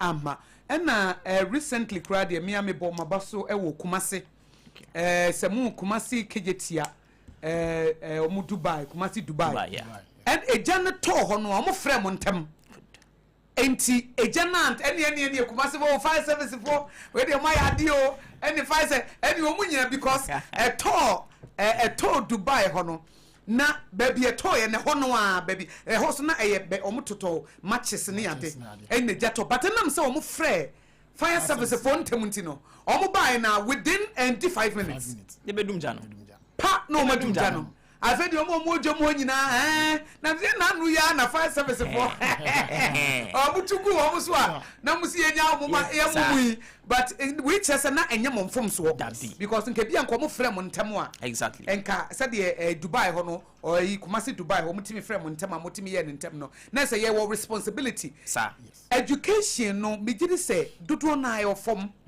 efa civilians no the essence of muhunu fa dum je because bebre one misconception be said the woken the woken wa hai say nye ensuo nyina nye ejabia na edi ensuo dum no enye woken wa hai a nipa bebre omu nim da omu nim say eja to ba bia first thing is mobile ya na mama ensuo so but also education wodi ma yem yem say nye ejabia ena hia ensuo eti no enye possible so some dem ka beba na ensuo ni ho eti mo ba mo ye investigation assessment but ye ni ho abotre eti be just some education no esa muso mama muso kakra o edi o one mama akosu education e de Ghana for ye papa Ghana national fast service ye pa mo ye ene sa mesre se ko bia o tie ana o hwe yen ebe ko Facebook no wan ko like yen Ghana national fast service official page no okay o hwe education ye ya enya sempeto akra na mama san fa akonya we so fa ensre Ghana for okay says obi wo moa bi sana work education yi obi wo moa bi say bia obetimi adonate car bi ama a fast me nka so mo fa Bram station and me nka so mo fa the national headquarters and our regional headquarters e bia wo ba bia wo te no fast station bi wo ho wo hwa omo laki enioma bia obetimi akwakoye omo moa because sometimes some officers yeah cars na yeah UC near the core around the education nyina na be bisa say anyesem a wo ka che nipe obetie or the be adwuma ni because nipa ade mienu say 5 officers na ba be your mafemu de na nipa na ye de asem ne ma no so be ka so no so tie no so de adwuma eno so no asem no iti education de ma me akusu Ghana National Fire Service mo ya de pa so far I mean no disrespect but then me who any of the security services are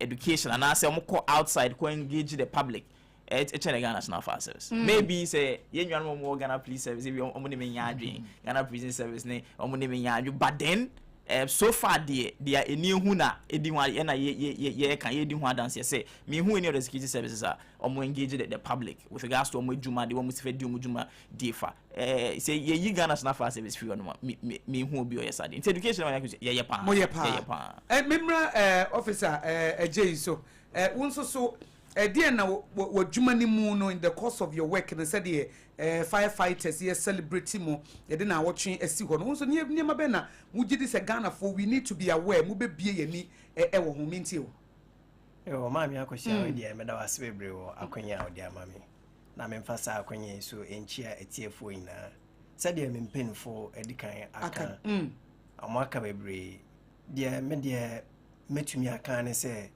se ya wakase bi se unni bibi hu nyimdia prese wo be den obehunu because wo hu nyimdia na wo betumi aka bibi afa ho a ebe no kre ti said ye me boss e kan ye tinsam ni bebre a ye nya nhwehwemu bia sa na ekoso e wo ye man ni mu me gidi se ye fi ase se ye pe solution to it I think say sa matime kan e be brasi kakra okay number 2 we should be willing as Ghanaians say yebesua bibi foforo enso me ka start to the extent say ebi mu ho ma education ti say dia me boss eken otekra na onfa nya adwuma empan dodo ahen kra na yesua ade na ye de adwuma ye mfa nya adwuma nti sesi a eno no so esi ye ho kwan say dia ya famu anka yebetumi aye na ye de aboa say de be ya nyoma engine nsem ye ntumu nya nti before ye be ban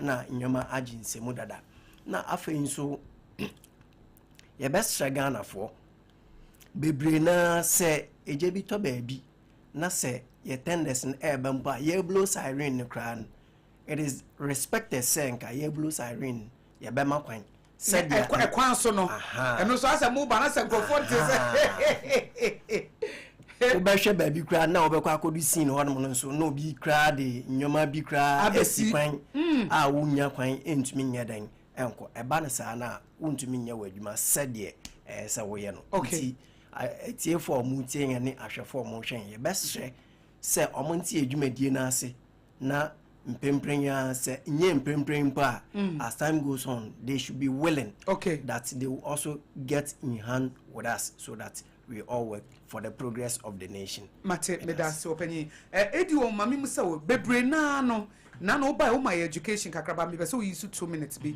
edi my education Ghana Fire Service bebre na adwen se ejamko na mudu but na no oba o my hu se adwuma bebre obi kura nan ekohye baabi na yentimi nyi a mo na mo betimi aba betwa eso so tere bia na ya ye pese kan ye po obi obetimi aba chi nipa no any ade mo wo dwumadie bebre my education and die apart from se baabi jato na mo bedum no ede ebiem na mo san ye yo it has me akusia Ghana National Fire Service aside eja you could do no free BB so I think me can earlier road traffic coalition say accident is see na se nipa trap you inside o makaka ni mo the Ghana National Fire Service said there yen na ye was a kade no say moko free Ghana Police Service on be relay information am Ghana National Fire Service any about mienu say na o kan ye no some metal this slap so to be no be na kwhye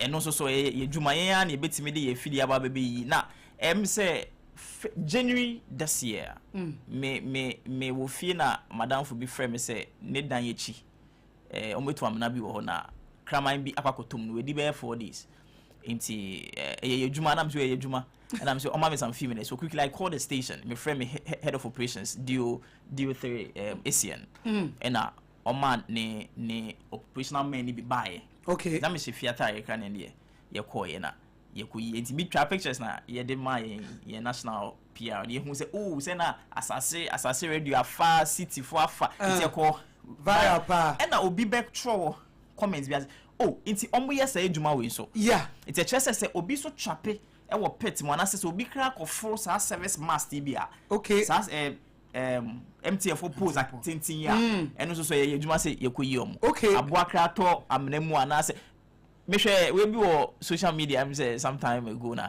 obi na ye Ghana ha obi airport broni bi airport eto gata mu no mo de sa metal we ni bi akata gata nti no ontimi yi and a quickly off on the phone of Fred the nearest fire department no mo de mo kan ba wow no be yi one airport man eti eno so ejuma na so ye besre Ghana de munya nduru sa ye nduru me frese ye be you airport ma o ebia enye se ye ntimi ma ye betima ba but na mom wa frese be you airport de man ya be ya ma ebia na ye chi so na se mo si wo ye chi anti airport ne ba de wa so airport se ni bonye de forget na so be fa kwa mi so awe mo bia bo we ya e de wa wasema na ye che bigger issues and I say b kran so ko e ko attacking ko fu bi ana bibi en so ya said yes say I yes ya said yes ye be ye ba de bia me ka say fire service ye dwumade ni say ye bon kwa ho ban eni japade ho ban nti ye say ye ba be ku bees no na mum ye ba ye be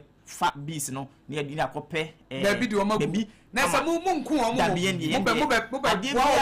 bia enkwa wo mu bia no ye ya say yetimi ebo ho ban aha iti we ni enioma bia e na afi so ma me kasa asem we say oba besi aha iti ye be hwa we na ye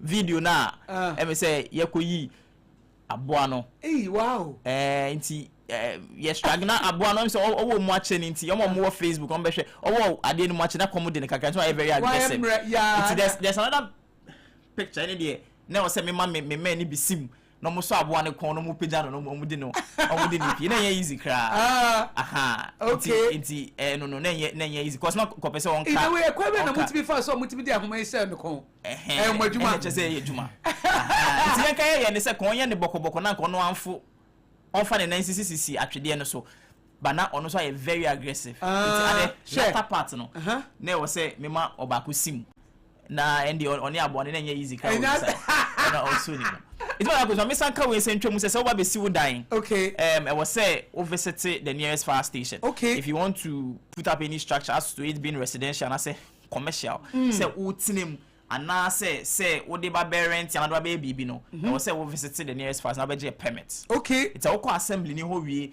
na say wo koje wo permit ni free o so ba fast station na musa beje na beje a permit free ho ye ne be chew say oh ha say okay fa wo joints ne bra ha say fa fa window share ha say fa smoke alarm share ha say fa smoke for extinguisher say for door for window too it's a be church or something amount permit okay say you want high so no say the ejuma so you be here a fast certificate okay fast certificate we issue at you say okay if you are more comply with all the safety protocols safety measures now who or how many extinguishers okay or how many smoke alarms do you have an alternative source of water as a say fire service for babedum jawo premise na say yensu ne sa or alternative source of water bit ma left issue if you ho ana iti we ni enema ba ku mienu bia mama me ko me kan say mo say fire service djuma na edin pa modjuma na edin pa ye mrante ni bebre ana say say pato so beti me show ye mrante ni bebre a o ma ko fight ja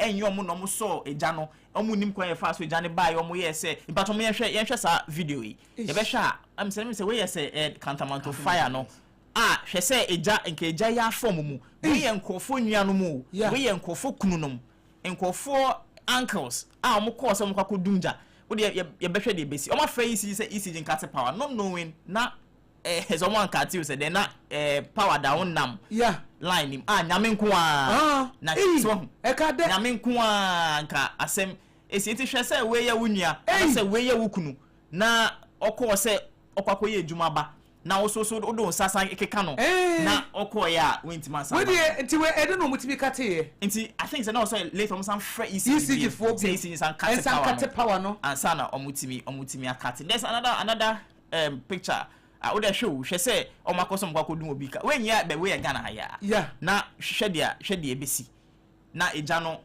eto hye omo so nti wa hwe edwuma hwe risk Ghana National Fire Service Officers mo fem na ye be ba say ye ba be dum eja we dey so mo ho be wuro kakra o patron san hwe another one so there's another video we dey omo mkwa kodum ja ye ba mo so ade no mo frɛ yo mache na ye frɛ no mache hwe say obi so sini dan yo se dan na kwan a ye fem wo si kwan no wo si kwan wo de blocks ni anua egum ti we nyina ma yen time o se ye dru ho no ni pesa wo che wo show video na there's one officer wa hye na afi na Ghana fo nyina hu we ye Edio George okọ so kwa kodumja na hwe dia eja na ye no na hwe de jana aye no ye hwe du ba bia ne chi nyina ne etiko nyina aro iti fast service eduma ne nye eduma ye be ka se omu nim de omu ya na se dabi eduma hu pa iti ye besre Ghana fo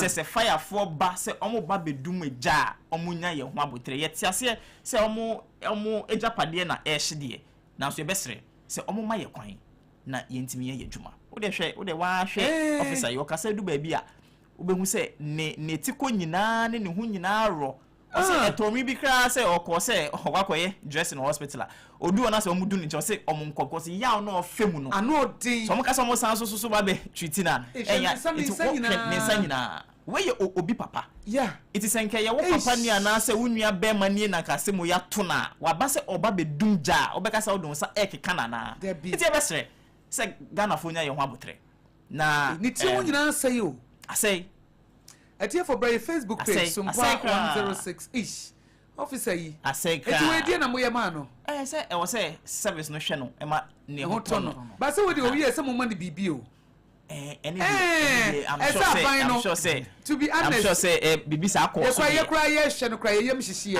say me koye madwuma nti na obusa say who rescued the rescuer me koye madwuma na atia for wo ba ye Facebook page Sompa 106.5 FM akra na be hwemfo nyina ho me bete di ti wo nyina o be shagara fo and na from hwe say be ma pa ono akra fie so wakoye adwuma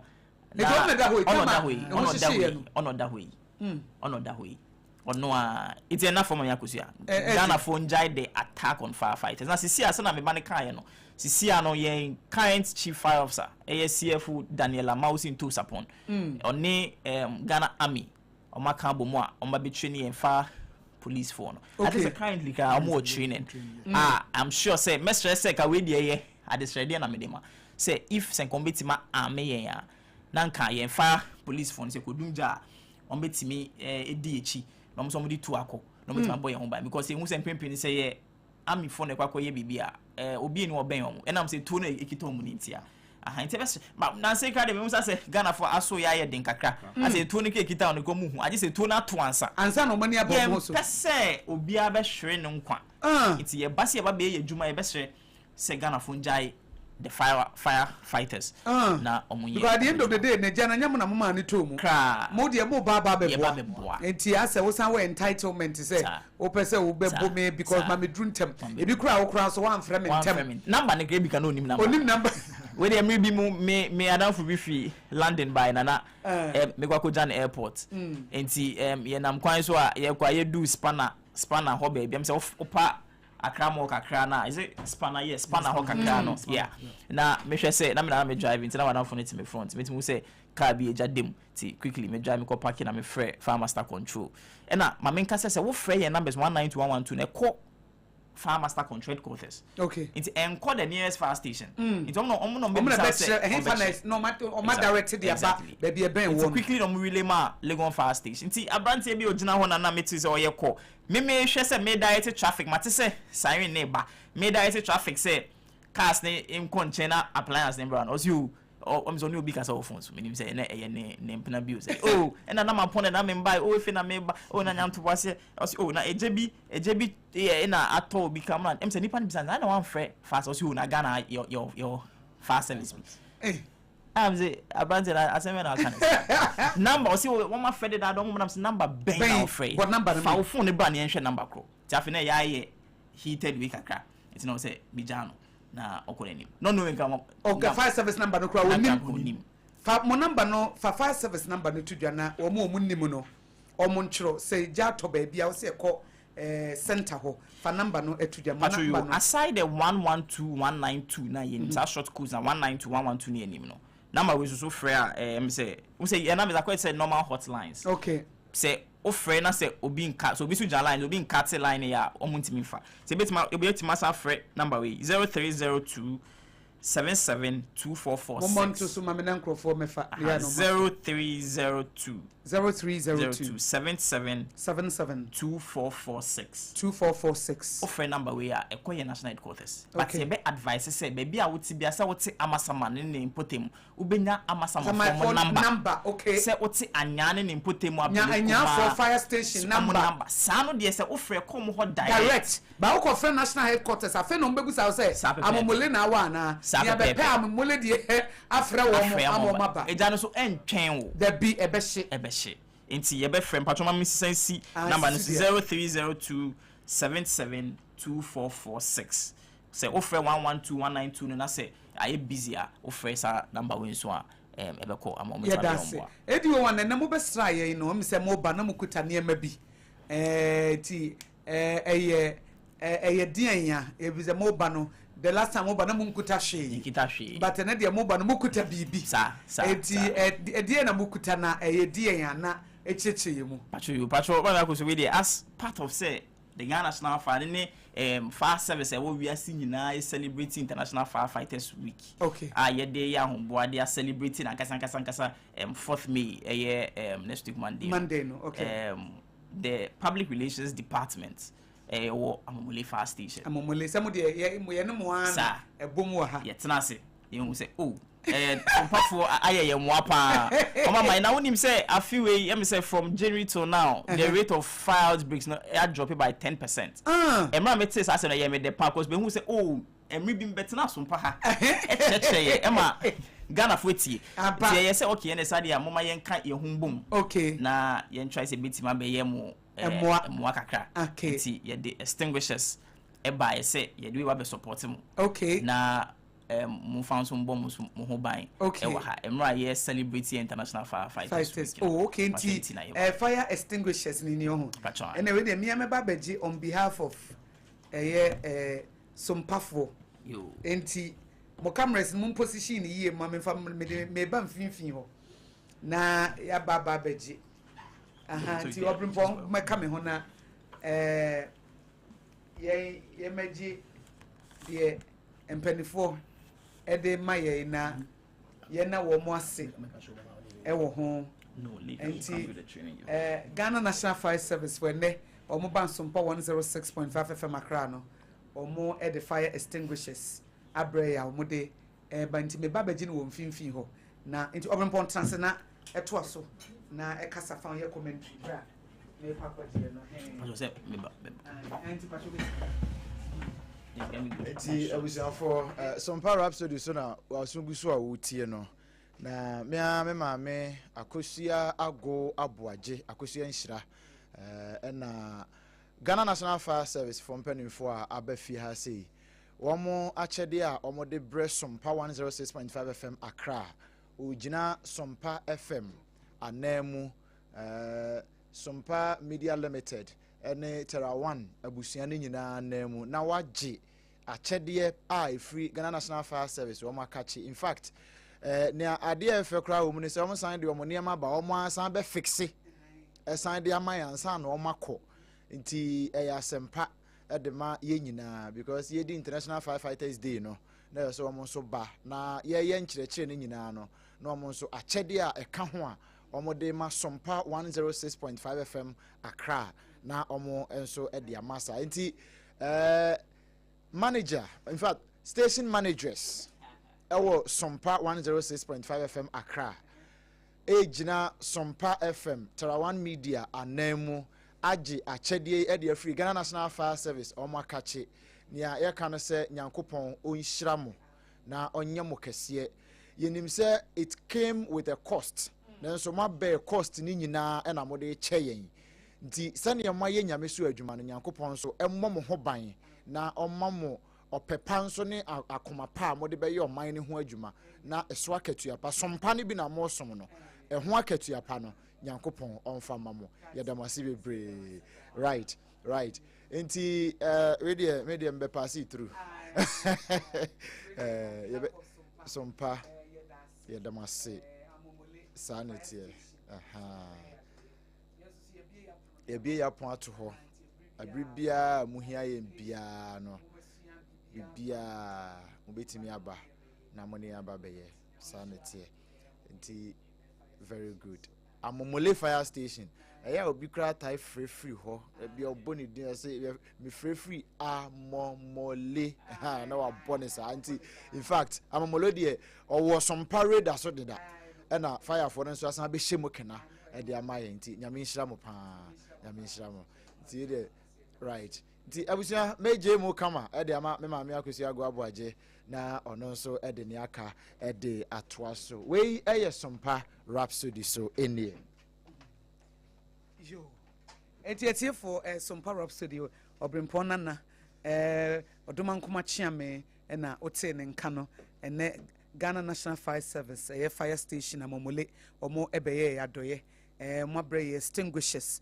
say yenso so omo aso ba ite omo de omo fidie ne bibia ba omo de bebobo ho kama pa ama yenti ada o mase na we de edio obi se mimusa o se modwuma na mo ye na nam se ye firefighters week na ejuada mo be culminate situation ne bibia no ya munya smoke and risk allowance na efi se say ye share videos na buy ne pictures na ye hwe no a entutuo ewisie bofa mo so ena ade no so betimi e pranti adwuma bi yetesa na se wo kɔ field bia wutimi nya smoke and risk allowance mo so mo wo bi ho ana na bi ni ho a ya fa to ye ho so ni abɔ aban achia kopem so obeye but e musa wansa we dey be say nipa no bisa asa ne ye officer we dey be pass your officer obe say minim da menka pini me hye baby but ase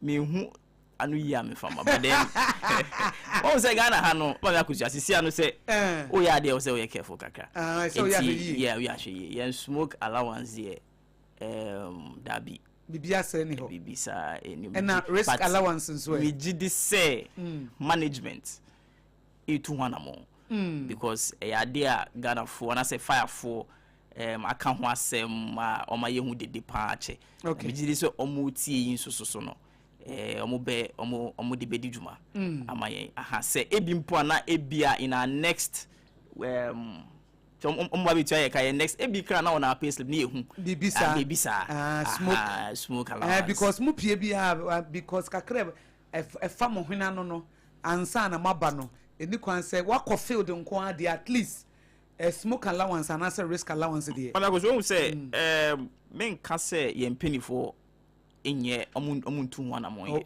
omo ya we omutu ho na mon pa cause eduma na nafom won say akwete say ya ban institution yi wo say woni aban na di ho ensanwoso saa aha nti ebia se na wo ahye bo say bia muso mode manu betu aye dia no betu ba na ye se fani out and say e ba dia e be ye nyina ye de minim say mpenifo tu ho na mon de I'm very aware of that omutu ho na mon ba muso bia say muso manu du edu mumaye anase mode manu be ka ho maye ya bia beba yeah mate we de mema mu nyina obi amfa na se metwa to maye na afi ye sorry so men start emfi opening chain mama agozia meka edi etwa to no say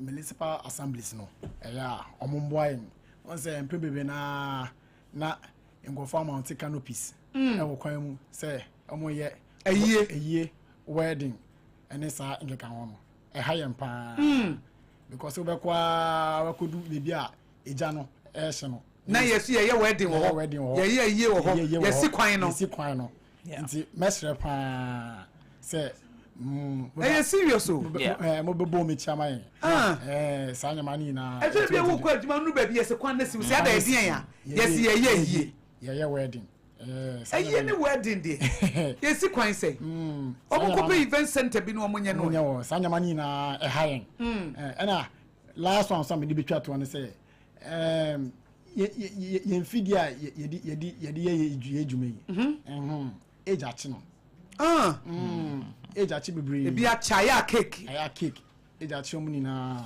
nti no obeti in the station we were out of commission ochina station we were out of commission sanya mani ni na na masa stations ni na e man basa nti no ifidie ni de ye new ones munyanya cars ni ma na mudidi juma no equipment ni ye new ones nti mo fama no ensimu mai obrempo na de mema na be mema na so mu pa me say me fan so mi nya so so me say dem pese me kan waka ni nyina cars ni de appliances no me say aban ahye yebo say o makra 100 pieces of fire tenders omodeba ababe so yase enti no yes say emrantem na yentimi na yes fire for ye ni akade kra ye wo bi na o say they be ameka say there's a difference between demand and supply, and I said there's a slight link between demand and supply. Say demand exceed supply, there will be shortage. No correct. Then na fire Ghana National Fire Service yeah experiences is here. Demand then was through supply no. Inti no you best say obi anka na kuma ntoniam na yenya penifo be ye ho adwuma omo busu ye mo be nyam fidie no media ne say we should stop the attack no on firefighters ye nkofo nuanom ye nkofo fast nkofo kunu no say ye base ba be di adwuma na say odon sabe kekan na enya say ye ni ahon there reason aya na ye kona so mo ye sare mpese be fie mo ne say fireman e boss sisi abetwa hwe no correct because ahon di nyina wo ye nsem okay it is a okasa on the account is here and it's work of fast but yes into munjaisa attacks no more attack fire officers ni na okay openye je minti o de twato yo mami akoshia me da sevebre I think said the menso meka etwato ahobambo a esese yankasa nso yesiesie ho ewo ye mfie ba bia ye wo bia okay I think say ye di kind mention some of the safety measures I say we should put in place wherever we find ourselves so that when fire ignites right from incipient we can easily do something about it before we call on fire service. Intimestre say ahobambo ewofie should be one of the priorities say yedugu akwem na yedebo ye ho ban ewofie any baby a ye wo bia medase abejafo medam asia no payi ma me so ma me fa konya so fandan infantia me nkofo bi ensa ya seme ba to chia